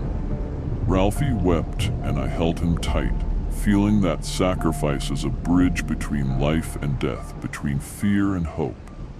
Molly had chosen for us all, the anchor amid chaos. The night turned calm, but in the silence, the storm's whispers lingered, a reminder of how fragile peace truly is. Linoge had vanished, or perhaps just withdrawn, biding his time for a return. We stayed there together, bodies drained and souls trembling, aware that we had survived something beyond reason, beyond time, beyond life itself. The island remained a place of mystery and danger, but we'd won a battle that once seemed impossible. At that dawn that never came, we learned that darkness isn't beaten by force, but by sacrifice and unity. That the storm is merely a reflection of what we carry inside, and that the real fight lies in choosing which part of ourselves we let grow. Molly was the black stone, the sacrifice and the hope. Ralphie was the promise of a future that might be different. And we, the ones left behind, were the guardians of that light amid the storm. So ended our story, not with a scream or a crash, but with a long sigh, a deep silence, and the certainty that even if the storm returns, there will always be someone to face it. Years have passed since that storm that left its mark forever. I no longer live on the island. I couldn't stay. That place is stained with too much darkness, too much death. But they stayed. Molly, Ralphie, or so I believed. One day, walking down an ordinary street, far from snow and biting silence, lost in my thoughts, I suddenly came face to face with Lenoj. There he was, as if untouched by time, with that burning gaze, that twisted smile you never forget. Beside him walked a boy, carefree, laughing, singing a nursery rhyme. I looked closer and knew it was Ralphie, my son, who should have been my refuge, my hope, but now seemed strange, distant. I called out to Ralphie, shouted his name with the desperation of someone who fears losing him forever. But he didn't look, didn't hear. It was as if I were a ghost. He passed by without a flicker of recognition. Lenoj met my eyes then, calm and cruel, patient, wordless. He was telling me, without saying a thing, that Ralphie was no longer mine, never would be again, that the storm hadn't left, only changed its shape. They walked on, father and son, like the very picture of happiness. But to me it was the most terrifying sight I'd ever known. The boy I had loved, protected with my life, was now a stranger who ignored me. I was left alone in that strange street, heart shattered and crushed by the awful truth. The price we paid was far greater than we imagined. The sacrifice hadn't saved a thing. It had only condemned what I loved most. I felt the cold creep over me again. Not just snow or wind, but emptiness, abandonment. The storm had won, and I was nothing more than a memory carried away by the wind. There was no happy ending. Only the cruel truth that some storms never end, some demons never leave, and sometimes the ones left behind suffer the most. And I was one of them. I've learned the real storm isn't outside, not in the snow or the biting wind that battered us that night. It's inside us. A hurricane of fear, guilt, and impossible choices that won't let you live in peace, dragging you back again and again into the abyss, even as the world keeps spinning. And maybe the worst part is knowing there isn't always an ending worthy of hope. Sometimes the only way out is to accept the damage is done and live carrying that darkness as a permanent shadow. Now, I understand the fight isn't against monsters or supernatural forces, but against what we carry within and what we let go of unwillingly. That storm was more than a snowstorm. It was a test of how far we're willing to go to protect those we love, and how far we're doomed to lose them in the process. Because in the end, some stones can't be avoided, and some sacrifices, as painful as they are the only way to survive the cold that consumes us. There are things you simply can't fight. If you're enjoying these dark tales and want more, don't forget to leave a like, subscribe to Shadows of Fear, and share your thoughts in the comments. Every bit of support helps us keep exploring the unknown together. Come, be part of this community, and don't miss a single story. Now, let's continue. Look, I was never very superstitious, honestly. Not one of those people who believe all those, what do you call them, urban legends. But what happened that night, it It changed everything, you understand? I still feel it. I still see it. I remember everything. Like it's happening all over again right now. It was like the air in that house was heavier. You know what I mean? The footsteps. I could hear my own footsteps, but they sounded like someone else's. You follow? And they were just kids. Just sleeping kids. Little ones, asleep. I never thought that would be the last time I saw them alive. My name's Nyara, and I have to tell this because if I don't, I'm going to lose my mind. I'd been working as a babysitter for the Parker family for, well, over a year, give or take. They were one of those families with money, a lot of money. You know, the huge house on the outskirts of town. And their kids, Sophia and Tomas. Oh, Sophia was 8 and Tomas. He was 6. Sweet kids, really sweet. The kind that steal your heart without trying. I always felt comfortable, felt good in that house, safe with them. It was, well, an easy job, but I never imagined something like that could happen. Not until that night. It was a Friday, like any other, normal. Mr. and Mrs. Parker told me they'd be going out. Dinner, maybe a bit of theater. Nothing unusual. They asked me to stay with the kids. Said they'd be back late, after midnight, as always. And I had everything under control, you know? The routine. Dinner at 7, a bedtime story. And after that, I'd just sit down and watch a movie, or scroll through my phone, relaxed. Everything was normal that night. The kids fell asleep so quickly. Poor things, they were so tired. That house is big, and it was so quiet. You could only hear the ticking of that giant clock in the living room. Can you picture it? I settled into the couch, real cozy, phone in hand, checking my socials, and then the phone rang. I swear, the sound scared me. I jumped. I wasn't expecting it. It was right there on the table. It buzzed and rang loud.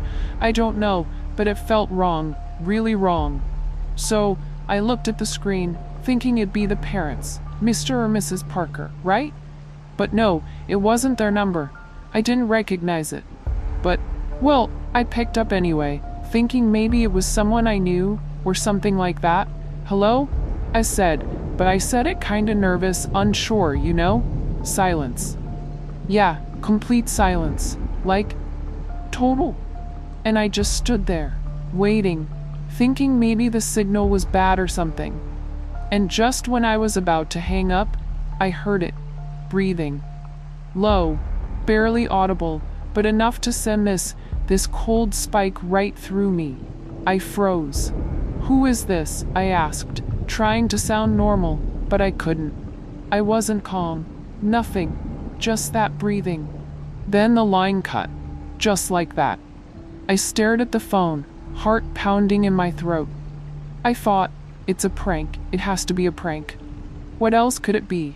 Sometimes the house messes with your head, right? You're alone. Everything's so big. Your brain starts playing tricks.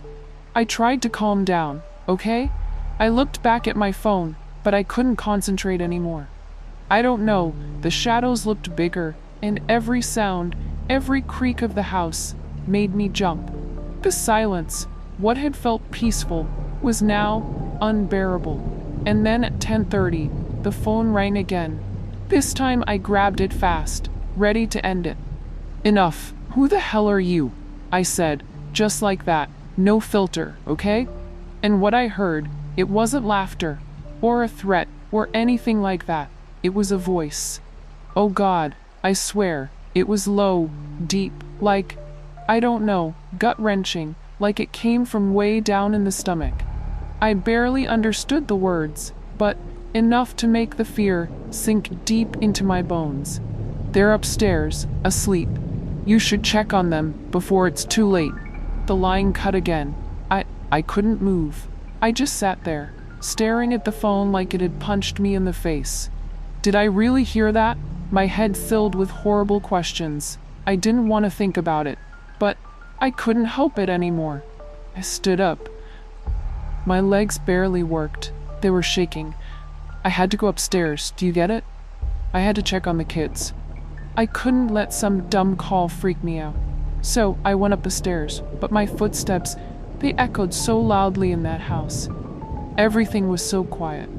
The hallway to the kids' rooms was dark, barely lit by a lamp downstairs.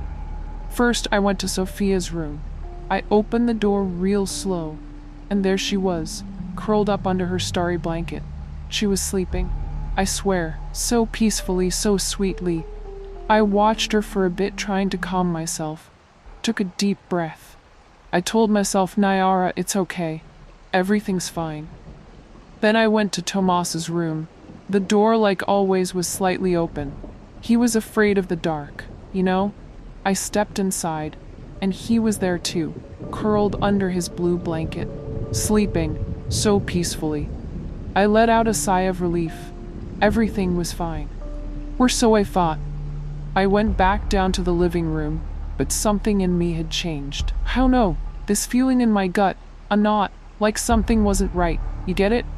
I sat back on the couch, this time with the phone in my hand, waiting, ready. An hour passed. Nothing happened. 11 o'clock, but I couldn't relax, I swear. Every minute dragged on, slower than the last. And just when I thought it was finally over, that peace had returned. The phone rang again. What the hell do you want? I yelled without thinking, furious, nervous. I don't even know. And again, the same breathing on the line. And then, those words that froze me. I'm inside the house. The phone fell from my hands. I couldn't believe it. Sweat was dripping down my forehead. I was shaking, panicking. Someone was in the house with me. Trembling, I grabbed the phone and called 911. But I couldn't even dial the numbers, I swear. My hands were shaking so badly, it was hard. Every second felt like something awful was about to happen. I explained everything, fast, as best I could. The dispatcher said they'd send a unit right away. I hung up, but I didn't feel safer. Not at all. Then I heard it, a creak, from upstairs. God, upstairs. The fear. Oh God, the fear. I swear it. It was eating me alive, tearing at me from the inside. Do you understand? I couldn't breathe properly. My breathing was fast, way too fast, like my lungs couldn't keep up. And my legs were shaking so much, like jelly. But I had to go. I had to go. You get it? I couldn't leave the kids alone. I couldn't. They were upstairs, asleep, and I was down here. I couldn't just sit there. I knew I had to go, but every part of me, my whole body, everything, was screaming, begging me to run. Get out, run. But I couldn't. I couldn't leave the kids behind. I just couldn't. I climbed the stairs. God, the stairs. My footsteps were so loud, so loud. Every step, every sound felt like stepping on glass, like the echo was chasing me. And the house was so quiet, it felt like the air itself had weight. I reached Sophia's room first, slowly, carefully, barely breathing. I pushed the door open, gently, but my hands were shaking so much. I don't know how I didn't break it. And then, the light, the little lamp in the corner, the one she always left on, lit up the bed. But, oh God, no, she wasn't there. Sophia's bed was empty. I just stood there, frozen like an idiot. I couldn't move or breathe or think, nothing. A scream got stuck in my throat, like something had gripped my neck. I couldn't believe it. Couldn't. My head just wouldn't accept it. Sophia was gone. No, it couldn't be. Where was she? Where? I ran like crazy. I went to Tomas's room. I couldn't couldn't think of anything else. I pushed the door open, but what I saw, God, what I saw, no, no, no. I swear I can't describe it. Tomas, it wasn't him. What was there in the bed wasn't him. His little body, torn apart. Everything destroyed. The blood, God, the blood, everywhere. The sheets, soaked in blood. The phone, I dropped it. I don't know how or when, but it was gone. Again. And the tears, I couldn't see through the tears. I felt like I was drowning in my own fear. I couldn't breathe. And then I saw it. Oh God, I saw it. A figure, tall, dark, there, in a corner of the room, like it had been there the whole time, waiting for me. I didn't see a face. Just a silhouette, a shadow, a distorted shadow in the darkness. I tried to scream. I swear I did. But I couldn't. I was paralyzed, frozen, trapped. I couldn't move. I couldn't breathe. The terror had me. It devoured me. Do you understand? I couldn't do anything. In the figure, it came closer, slowly, step by step, like it was enjoying it. And I could hear its breathing. The same one. The same breathing I heard on the phone. It was him. It was him all along. My legs finally responded. But it was too late. Too late. I tried to run, but I felt a blow, a hit, on the head, hard, so hard. It was horrible, the pain. And then everything went black. Everything disappeared. When I woke up, when I opened my eyes, I couldn't move. I was tied to a chair, somewhere, a dark place, and cold. When I woke up, I was tied to a chair in a dark, cold place. But something wasn't right. The air, it smelled weird, like dampness, but also iron, that smell that makes your stomach turn.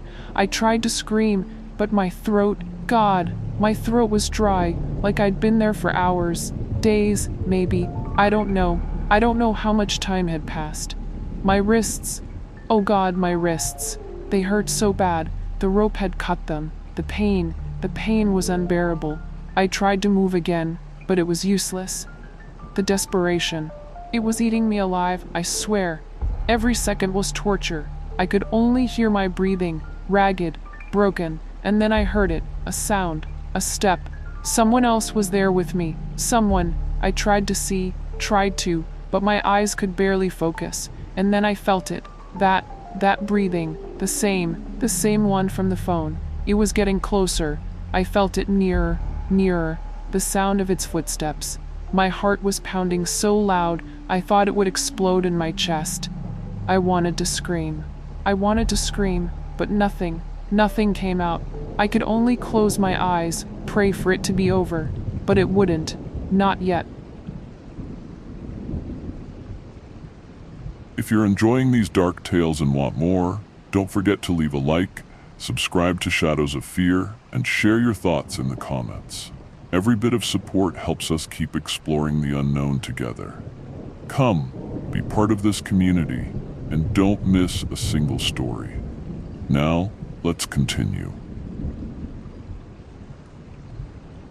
I never thought my life could change in the way it did that night. The routine, the work, the monotony of the days, everything seemed normal, controlled, safe. But all of that was left behind, reduced to ashes, when I faced something I can't explain, something that continues to haunt me every day, and especially every night. I'm no longer the man I once was, nor will I ever be again. My name is John, but that's not important. What matters here is the story I'm about to tell. The story that, until now, I've refused to share with anyone. It's not a horror story to entertain, nor an unfounded warning. It's my truth, the truth that was revealed to me on that fateful night on the road that crosses the Cruz Verde Pass. And if you're willing to listen, maybe you'll understand why I fear the dark so much, the empty roads, and her. That night, everything seemed normal. There was no sign of what was about to happen. I had spent the day working on a project far from the city, and exhaustion was already taking over by the time I finally decided to head home. It was late, too late, and my mind was focused solely on getting there, collapsing in bed, and letting sleep take me. The Cruz Verde Pass wasn't my usual route, but that night, in my desperation to get home faster, I decided to take the shortcut.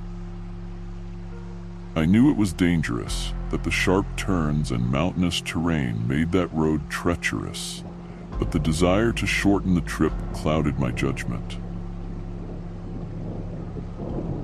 The road was deserted. There were no other cars, no lights on the horizon. Just my vehicle slicing through the darkness like a knife, the headlights illuminating a small portion of the road while everything else was shrouded in shadows. The loneliness was overwhelming. The only sound was the monotonous hum of the car's engine in the cold mountain air. The wind rustled the leaves on the trees, creating a distant, almost imperceptible whisper. But altogether it felt oppressive, as if nature itself had lost its life, watching me, stalking me from the darkness. I remember glancing at the dashboard clock.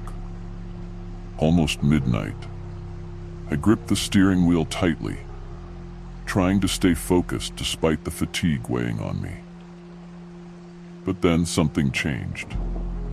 Something unsettling, almost imperceptible at first, but soon impossible to ignore. I saw her. At first, I wasn't sure what I was seeing. It was just a silhouette, a white figure on the side of the road, standing by the asphalt, motionless. My initial thoughts were confused. Maybe someone had broken down, or perhaps it was a local who needed help reaching their destination. But as I got closer, the figure became clearer, more defined. It was a woman dressed entirely in white, with some sort of veil or cloak draped over her, fluttering slightly in the night breeze. She stood perfectly still, her arm extended toward the road, hitchhiking. A chill ran down my spine.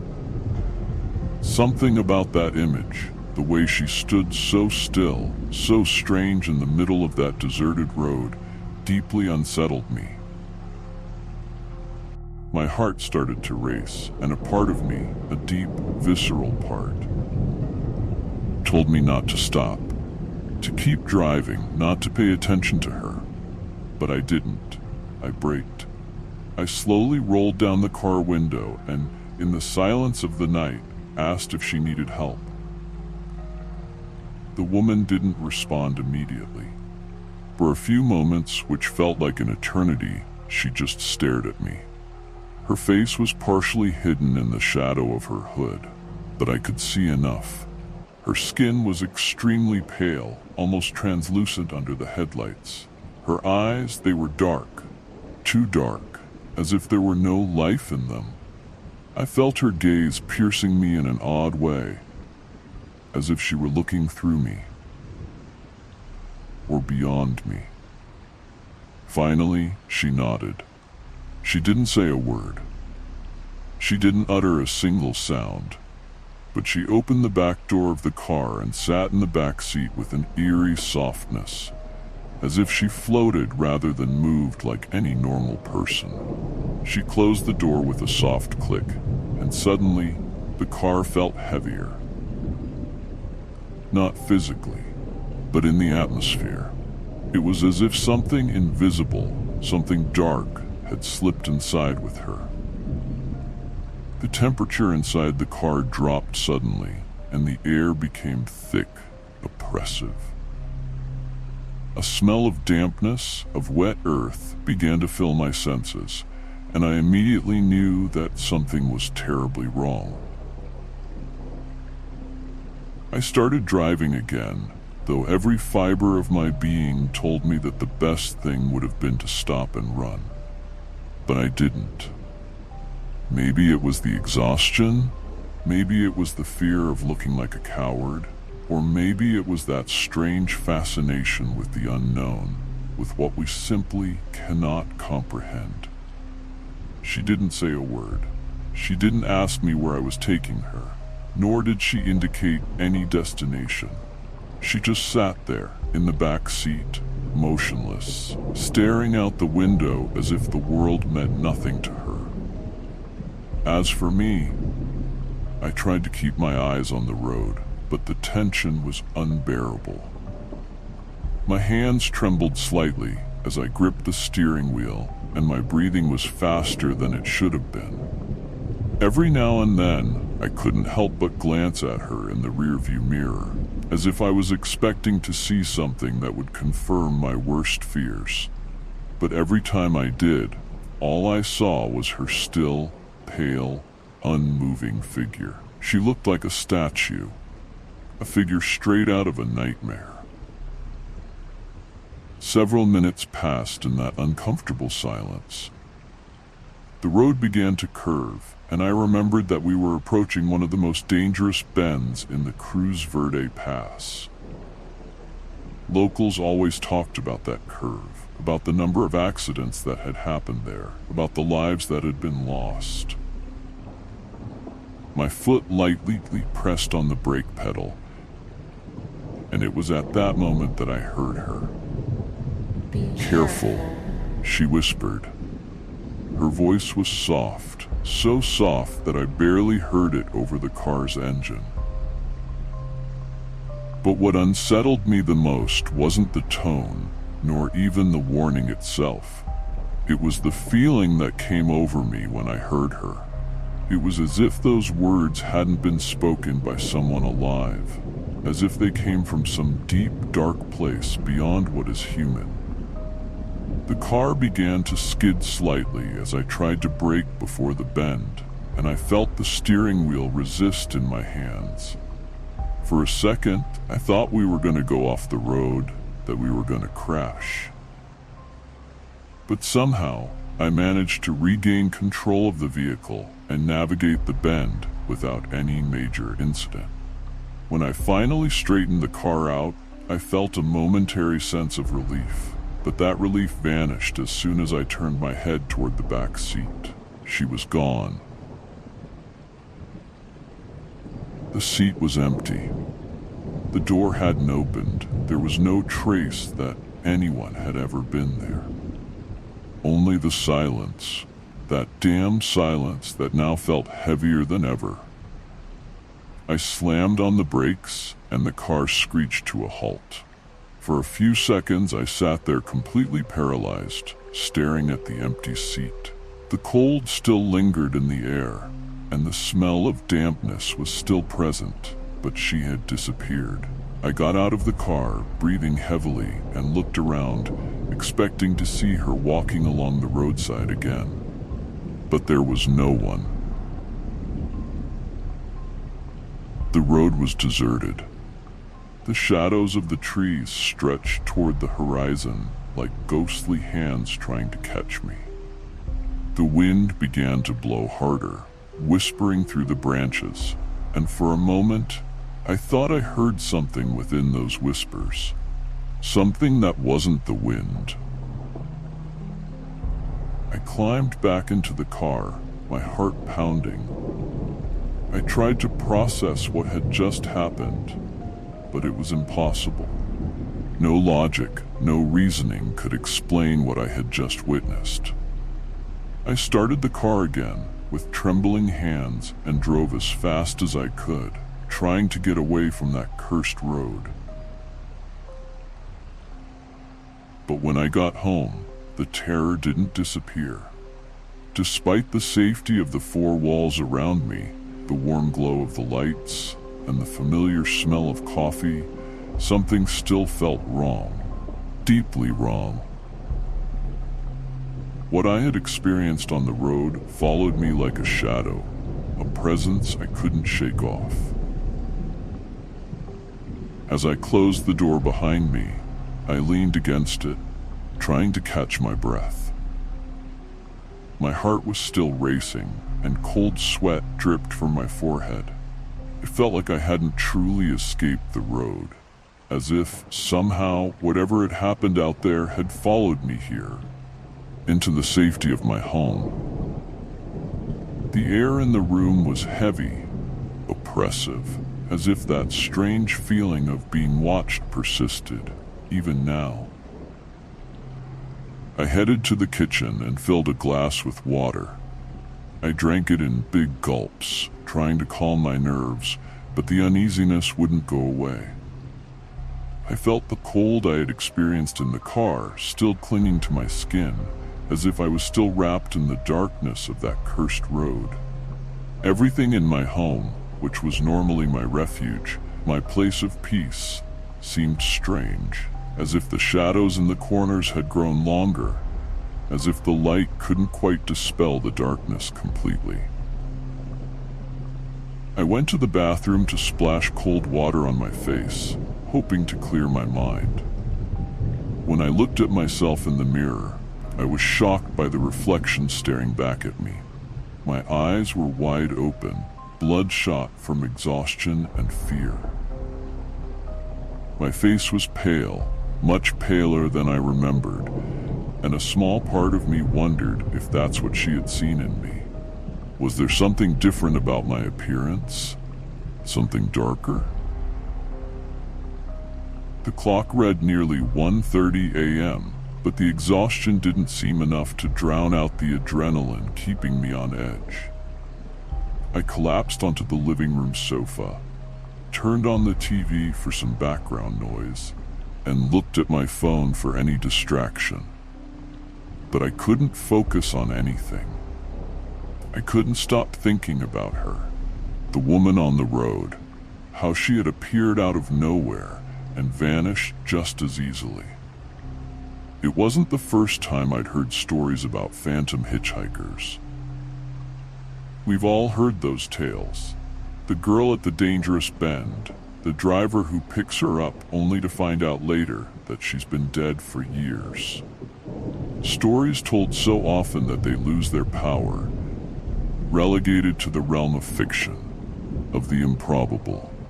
But I had seen her. I had felt her in my car. And worst of all, her warning that whispered "be careful" wasn't the most terrifying thing. It was the fact that after she disappeared, something had stayed with me. Something I couldn't explain, but that pressed down on my chest with a primal fear. I tried to convince myself that it had all been a product of my exhaustion. Maybe my mind, worn out from work and the treacherous drive, had played tricks on me. Maybe I had imagined everything. But I couldn't ignore the smell that still clung to my clothes. That smell of damp earth and something else, something I couldn't quite identify, and I couldn't ignore what I found in the back seat of my car when I got home. That white handkerchief. I had tried not to look at it during the drive back. I barely dared to adjust the rearview mirror after she disappeared, but I saw it. A simple piece of fabric, stained with mud, folded carefully on the seat where she had been sitting. I was too scared to touch it, so I left it there when I got out of the car. But now, as I sat on the sofa, I couldn't stop thinking about it. How had it gotten there? Was it a sign? A warning?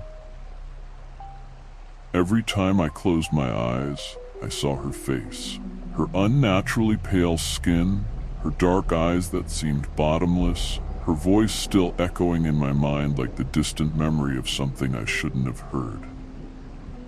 I tried to stay awake, to resist the pull of exhaustion, but eventually it overwhelmed me. I woke up with a jolt. Hours later, my body stiff and my neck aching. Something was wrong, terribly wrong. The TV was still on, but the sound was off. I sat up slowly, and that's when I heard it. A whisper, a soft whisper, barely audible, but unmistakable. Be careful. Be careful. My heart skipped a beat, and terror seized me. I scanned the room, but there was no one. There was no way anyone else could be in the house. But the whisper persisted, as if it came from somewhere beyond the walls, as if it echoed in the very air around me. I got up from the sofa quickly, stumbling over the coffee table as I tried to turn on every light I could. I rushed down the hallway, flipping every switch along the way until the entire house was bathed in light. But the light didn't help. The whisper was still there, reverberating in my ears, in my mind. I went to the window and looked outside into the darkness of the street. The car was still there, parked under the dim glow of a street lamp. The sight of that car made me feel sick. There was something about it, something I couldn't get out of my head, something that forced me to confront what I had seen. I decided to go back to the car. I had to. Maybe if I faced what I had found in the back seat, I could put an end to all of this. I walked down the stairs, and each step felt heavier than the last. I could feel something following me, something I couldn't see, but it was there, breathing down my neck. When I reached the car, the handkerchief was still there, just as I'd left it. But something was different. The back door, which I had carefully closed when I got out, was now slightly ajar. A small sliver of darkness peeked through the gap, as if someone had entered or exited since then. My breathing became erratic. I cautiously reached out and, in one quick motion, opened the door. No one was there. The back seat was empty. Only the handkerchief remained, pristine in appearance, except for the dried mud stains on its surface. I picked it up with trembling hands, and as I held it, the smell of damp earth returned with full force, flooding my senses as if I were standing in the middle of a dark, wet forest. A shiver ran down my spine, and without thinking, I dropped the handkerchief to the ground. I couldn't take it anymore. I backed away from the car as fast as I could, returned to the house, and slammed the door shut. I pressed my back against the wood, trying to regain control, but my thoughts kept circling around one single idea. She was still there. I tried to shake off that feeling, to convince myself that what had happened wasn't real. But I couldn't ignore the fact that something had followed me. Something that had entered my life that night and didn't plan on leaving. And then I heard the sound of the car door closing. The noise echoed with a dull thud in the stillness of the night, making my whole body tense up. It was impossible. I had been the last one out of that car, and I was absolutely sure there was no one else. That sharp slam reverberated in my chest like a dark omen, sinking into my gut and sending my mind into full alert. The house, which only minutes ago had been a safe haven, now felt like a trap, a maze I couldn't escape. I don't know how long I stood there, paralyzed, leaning against my front door, my breath coming out in heavy gasps. My throat felt dry and my heart was pounding so hard it almost hurt. The air around me seemed to thicken, as if the space itself was closing in on me. Every fiber of my being screamed not to look outside, not to look back at the car, but a stronger force, some morbid instinct, pushed me to do it. With an uncontrollable tremor, I slowly turned toward the window facing the street. I didn't know what I expected to find, but the terror of the unknown consumed me. I stared through the glass, my heart lodged in my throat, a cold sweat running down my back. And there she was.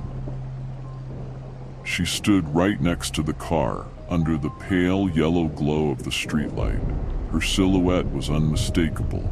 The white dress, her long tangled hair hanging like a thick curtain, and that eerie, unnatural stillness that surrounded her. But this time, something was different. She wasn't motionless like before. This time, her face was turned toward me. She was looking at me. An indescribable fear overtook me. I could feel her gaze from across the distance, even though I couldn't make out her eyes in the dim light.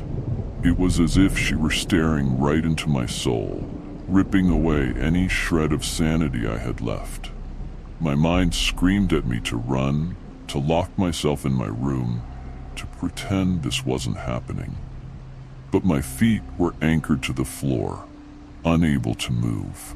And then she started walking. Hey, John. Her steps were slow, deliberate, Don't but I hide. couldn't hear the sound of her footsteps on the asphalt. Don't be afraid. It was as if she wasn't really touching the ground. The white dress moved gently, barely stirred by the night breeze, as she advanced toward my house, toward me. I just want to play. I could Play feel with me. every meter she closed between us, like an electric current running through my body, growing closer, more suffocating with each step. I tried to react, tried to move, but it was as though some invisible force kept me frozen in place, watching helplessly as the distance between us shrank. She never broke her gaze, as if she had already decided that I was her next target. Her lips, once closed, parted slightly, and somehow, though I couldn't hear her voice, I felt her calling to me. Hey, John. Don't hide. Survival Don't be instinct afraid. finally I kicked in, just wanna and with a play. strangled Play cry, with me. I pulled away from the window and ran toward the back door of the house. My only thought was to get away, to hide, to find somewhere her gaze couldn't reach me. I felt like a cornered animal, desperate to escape an invisible predator. The walls of the house, once a source of comfort, now felt tight, as if they were conspiring to trap me. When I reached the back door, my hands were shaking so badly I could barely turn the handle. The sound of her walking still echoed in my mind, even though I couldn't see her anymore. I knew she was there, getting closer. Finally, I managed to open the door and stepped out into the backyard. The cold night air hit my face, but it brought no relief. The fear was still there, as present as before, like a shadow enveloping me completely. I slammed the door shut behind me and ran to the end of the yard, where an old tool shed stood like a decrepit sanctuary. I slipped inside, locking the rusted latch, and curled up in a dark corner, hugging myself, trying to make myself as small as possible. My breathing was uneven, and every time I exhaled, I felt her presence closer, like the air itself was thick with her essence. Silence took over, but it was a heavy silence. I knew I wasn't alone. I knew she was out there, somewhere, waiting for me. My thoughts were a whirlwind, trying to find some logical explanation for everything that was happening, but nothing made sense.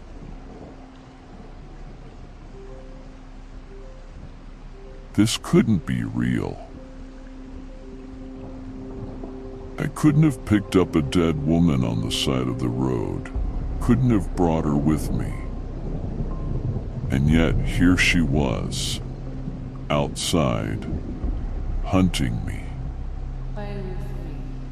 Minutes passed slowly, each more agonizing than the last.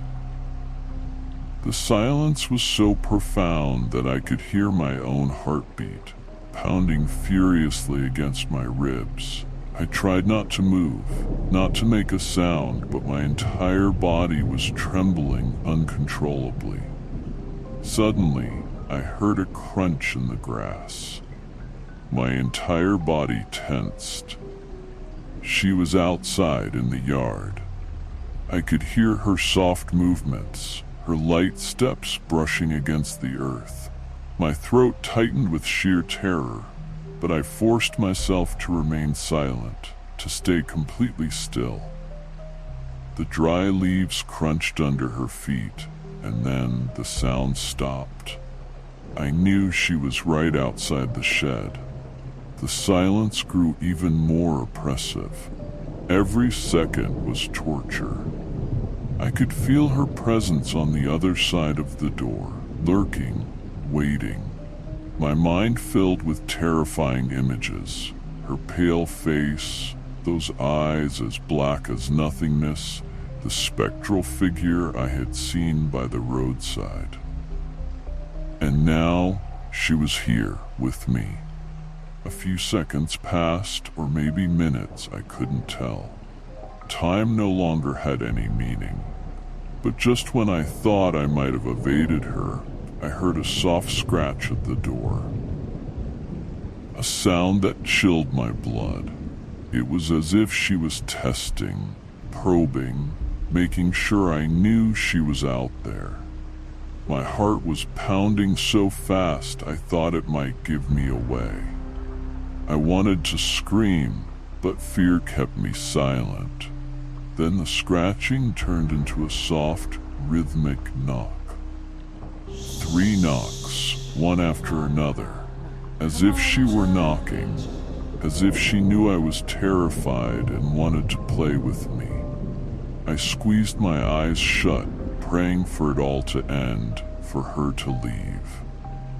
But then I heard her voice. It wasn't coming from outside, but from inside my head. A soft, distant whisper, twisting in my mind. Open the door. It was her voice. The same one that had whispered in the car. The same one that had warned me about the curve. Only now it wasn't a warning. It was a command. My hand instinctively moved toward the latch, as if drawn by a force I couldn't control. I fought the impulse, clenching my fist tightly to keep from moving. But the whisper persisted, soft, almost seductive. Let me in. I didn't know how much longer I could hold on. The terror had taken control of every part of me. But then, as if the night itself took pity on me, everything went silent. The scratching, the voice, the knocking, it all stopped. I no longer heard her footsteps. The air felt lighter, and for a moment I thought maybe, just maybe, she had gone. I didn't move. I didn't want to risk stepping outside and coming face to face with her again. So I stayed there, curled up in the corner of the shed, trembling in fear, until the dawn slowly began to light up the sky. The light filtering through the cracks in the shed was faint at first, a grayish glow that barely scratched the darkness surrounding me. Slowly, the light grew stronger, and with it came a small spark of hope. Maybe with the arrival of day, she would fade, return to wherever she came from, and this nightmare would finally end. I forced myself to breathe deeply, to calm the frantic beating of my heart. The silence continued to wrap the yard like a dense blanket, but I no longer felt her presence as intensely as before. Still, the fear lingered, clinging to every fiber of my being. Outside, the birds began to sing, as if life itself was trying to resume, oblivious to what had happened during the night. Was it safe to go out? I wasn't sure about anything, but I had to. I had to know if she was still there. With trembling hands, I carefully slid the rusty latch on the shed, moving it as quietly as possible, as if the slightest noise could draw her back to me. I cracked the door open just a few inches and peeked out. The morning light filled the yard, bathing everything in an orange glow that somehow felt even more sinister after all that had happened. The car was still there, just as I had left it. The leaves on the ground were still, and the cold morning air was crisp, free from the oppressive presence I had felt before. Nothing seemed out of place. And yet, something was wrong. The handkerchief, that damned handkerchief I had dropped on the back seat of the car. It wasn't there anymore. Terror struck me again, like an electric current shooting up my spine. Where was it? Had she taken it? Or was this just another hallucination from my exhausted mind? I didn't know what to think, but something inside me screamed that I shouldn't stay in the yard any longer. I felt a visceral urge to go back inside the house, to get away from the car, from the road, from everything that reminded me of that night.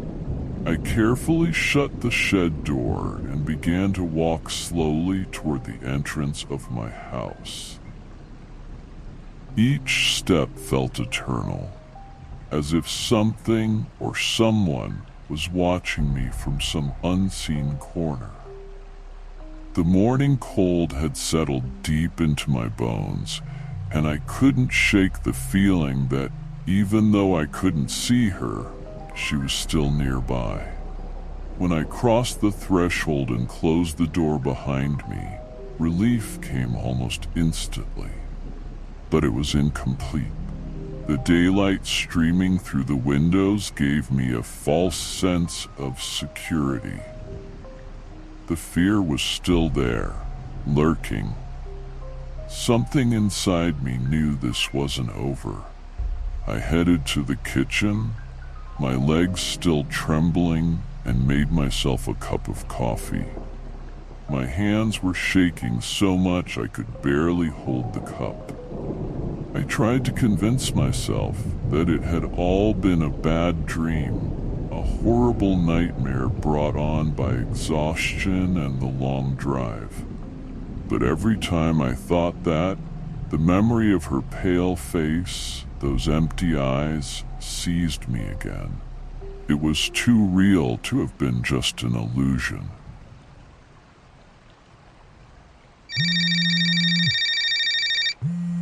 The phone rang, pulling me from my thoughts. The sound startled me so much that I almost dropped the coffee cup. With my heart still pounding in my temples, I answered, hoping to hear a voice that could comfort me, pull me from this state of paranoia. Hello? My voice sounded weaker than I expected. On the other end of the line, silence. Not absolute silence, but one filled with faint, distant sounds, as if someone was breathing or about to speak, but didn't. Panic started to creep up my chest again. I swallowed hard and with a lump in my throat spoke again. Boo, who is it? And then I heard it. That whisper, as soft as the first time, delicate as a cold wind brushing against my skin. Let me in. Let me in. I dropped the phone abruptly and it hit the floor with a dull thud. The whisper had been so clear, so unmistakable. It was her. She had followed me. The house was no longer a refuge. There was nowhere I could hide. She was everywhere. The air around me began to feel heavier, as if the very atmosphere were collapsing. The daylight, which had once comforted me, seemed to fade, and the shadows that had been soft before now stretched and twisted, as if something dark were seeping into my world. Suddenly, I heard a sharp knock at the front door. 3 knocks, exactly like those I had heard in the shed. My breath caught in my throat. It couldn't be. It couldn't be real.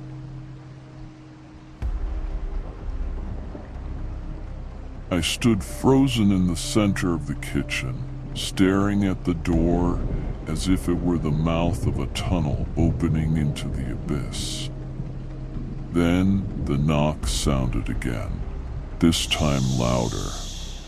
3 knocks, one after another, resonating throughout the house. My mind screamed at me, pleading not to approach, not to answer, but my feet, driven by some irrational impulse, began to move toward the door.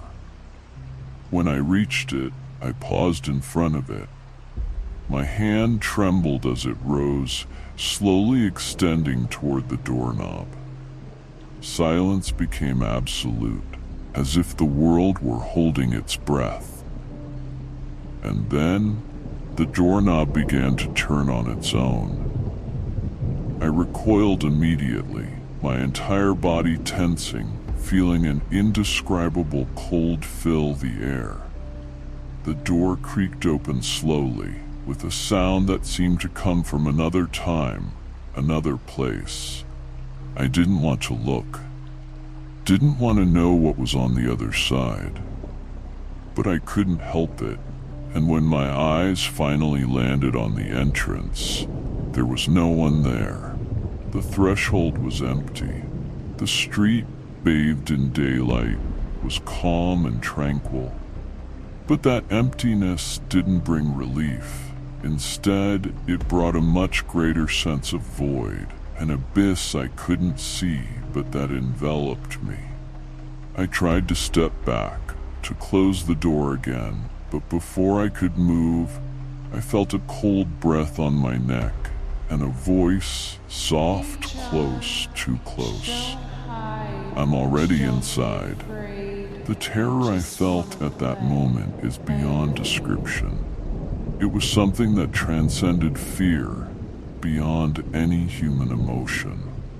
It was the certainty that she had been with me all along, that she had never left, and that now she was inside me, occupying the same space as my soul. I screamed, a desperate, primal scream, but the sound died on my lips. The cold enveloped me completely, and the darkness, that relentless darkness, closed in on me, devouring me from within. In that moment, I knew there was no escape. She was not just a ghost from the road. She was something much worse. Something that had latched onto me. Something I couldn't shake off. Something that wouldn't stop until it took me with her. And so, as the last light of day faded away, I realized that my life, as I knew it, had come to an end. The road hadn't been the finale. It was just the beginning.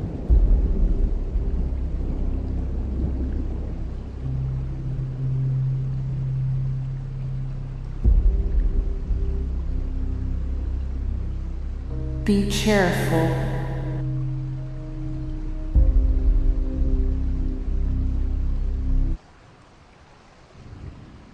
If you're enjoying these dark tales and want more, don't forget to leave a like, subscribe to Shadows of Fear, and share your thoughts in the comments. Every bit of support helps us keep exploring the unknown together. Come, be part of this community, and don't miss a single story. Now, let's continue.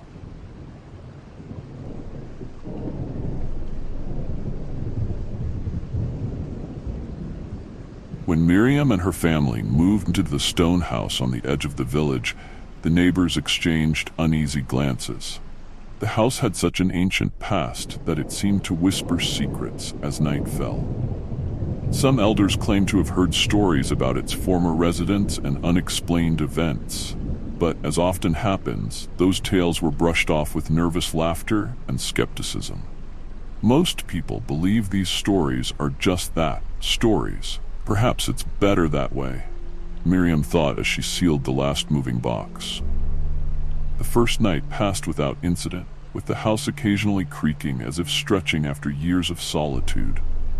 However, on the second night, a different sound, a sudden thump, came from the basement. Miriam woke from a restless sleep, and as the noise repeated, a shiver ran down her spine. She grabbed a flashlight and, heart pounding, descended the narrow stairs. The wooden boards groaned under her feet, and when she reached the bottom, a heavy sensation surrounded her. The beam of light revealed rough walls and a corner where the stone bore deep scratch marks, as if someone, in a desperate attempt, had tried to claw their way out. As she slowly stepped back, an icy, dense draft made her turn sharply. There was nothing there, but she felt it. A presence. A low whisper that sounded like an exhalation. "Don't stay." Paralyzed by fear and disbelief, she took a few hesitant steps before bolting back up the stairs, her hands shaking as she shut the door behind her. The following days passed in a tense calm, and Miriam began to convince herself that the stress of moving was playing tricks on her. That notion vanished one afternoon when her 4-year-old son ran into the kitchen, eyes wide. "Mommy, the man in the hallway says he wants to come in," he whispered. Miriam felt a chilling cold grip her chest. She recalled the dark figure she had glimpsed for a split second in the basement's dim light, watching her from the threshold as she fled. The tension in the house became unbearable, with each family member noticing strange details. Footsteps in the attic, shadows that didn't belong to anyone, and objects mysteriously shifting places. But it was the night of the storm, weeks later, that everything came to a head. As lightning illuminated the house, a violent knock resounded at the front door. When they opened it, no one was there. The pounding continued as if an invisible force insisted on entry. A frigid wind seeped through the crack, and the hallway lamp shattered in a cascade of glass and light. Miriam and her husband watched as a shadow moved, almost dancing in the fractured reflection. Most people believe these stories are just that, stories. But when you live through one, you understand it's better not to ask too many questions, Miriam thought as they hastily packed that night. By morning, the village awoke to news of the family's sudden departure. The house stood empty, but its story echoed on. Some neighbors swore they heard laughter and whispers that warned, "Stay." And the elders, sitting in the plazas and under the trees, murmured that houses have memories that never let go. If you're enjoying these dark tales and want more, don't forget to leave a like, subscribe to Shadows of Fear, and share your thoughts in the comments.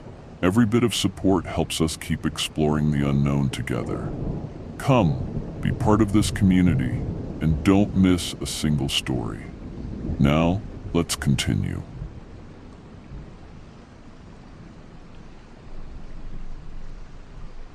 Judith had always felt an inexplicable connection to her grandmother's house. It was an old mansion made of dark bricks, standing on a secluded corner of the village. The rooms overflowed with antiques and sepia photographs of faces that no one remembered. But what had always intrigued her the most was the basement. Since childhood, she had been warned never to go down there alone. No one ever bothered to explain why.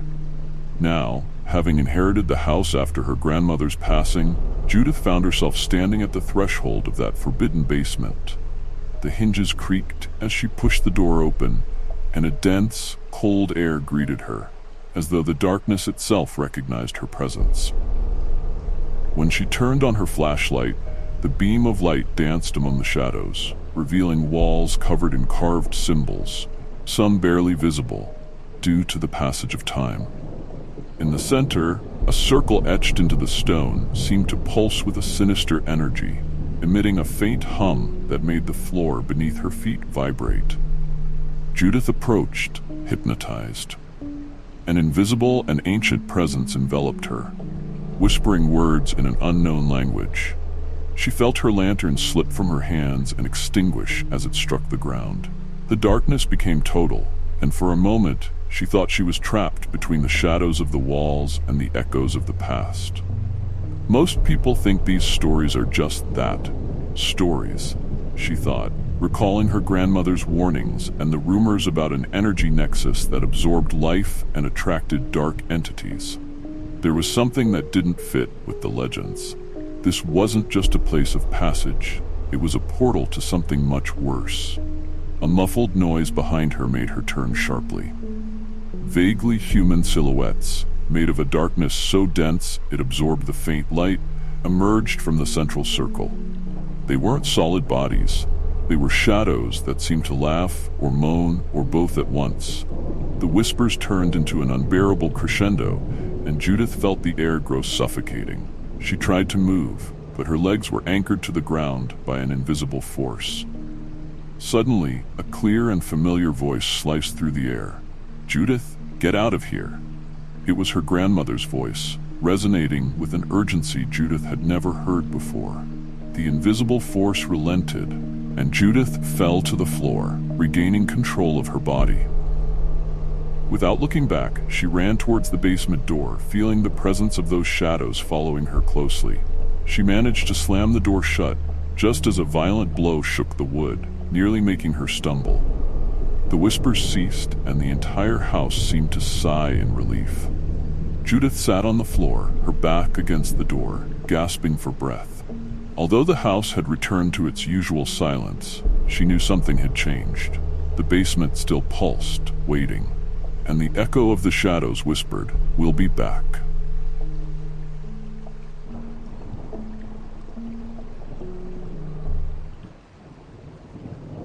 If you're enjoying these dark tales and want more, don't forget to leave a like, subscribe to Shadows of Fear, and share your thoughts in the comments.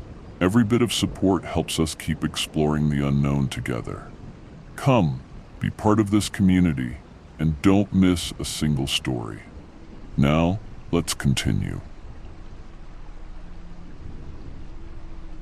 Maria had always felt a mix of curiosity and fear toward her grandmother's old house.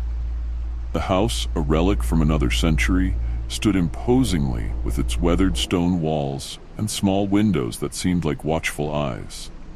When she inherited the property after her grandmother's death, Maria was intrigued by the idea of uncovering the secrets that had been buried for decades.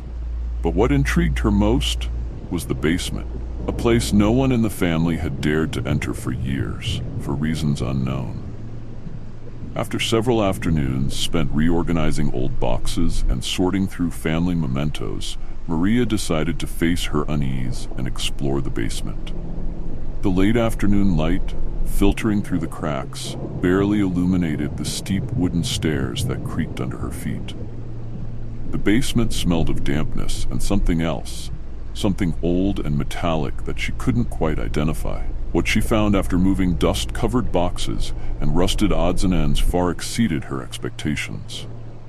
Once she moved an old bookshelf and a pile of yellowing newspapers, Maria discovered that the walls were covered with wallpaper, a faded floral design worn with age. However, the wallpaper peeled away in certain spots, revealing what appeared to be an older pattern beneath. Curiously, she tore off a large section, revealing a set of esoteric symbols painted with precise black lines that ran across the wall like a macabre symphony. Each symbol, in its complexity, seemed to tell a story. There were interlocking circular figures, intertwining lines, and winged eyes that seemed to watch her from the still surface. A tremor ran through her, but she couldn't resist the urge to touch one of the symbols with the tip of her fingers. The moment her skin brushed the cold paint, a dull roar reverberated through the room, and the air seemed to crackle with electricity.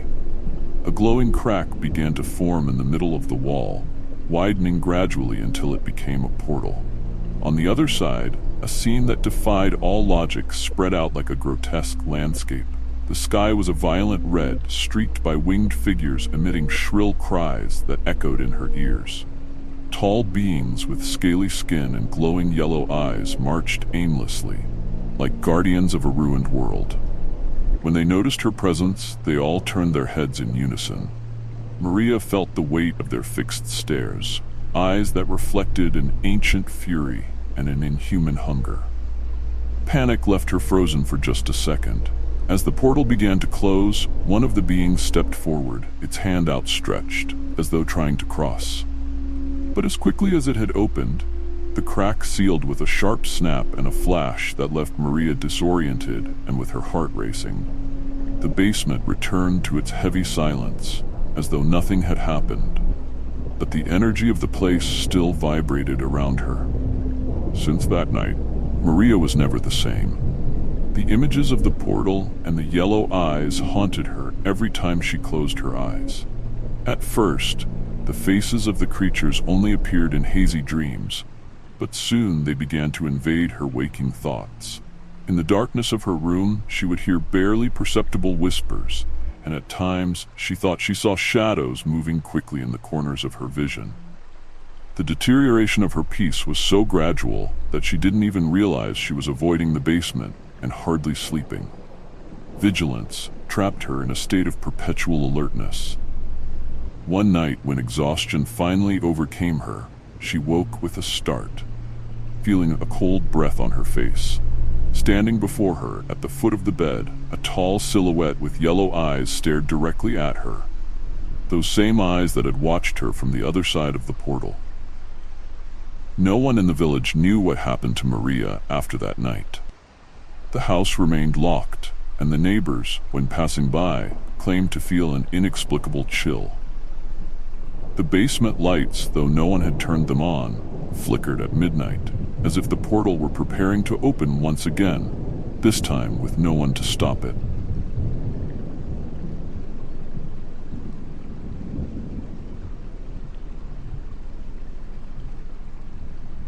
Thank you for listening to our stories until the end. Now, feel free to leave your like and subscribe if you haven't already. See you in the next episodes.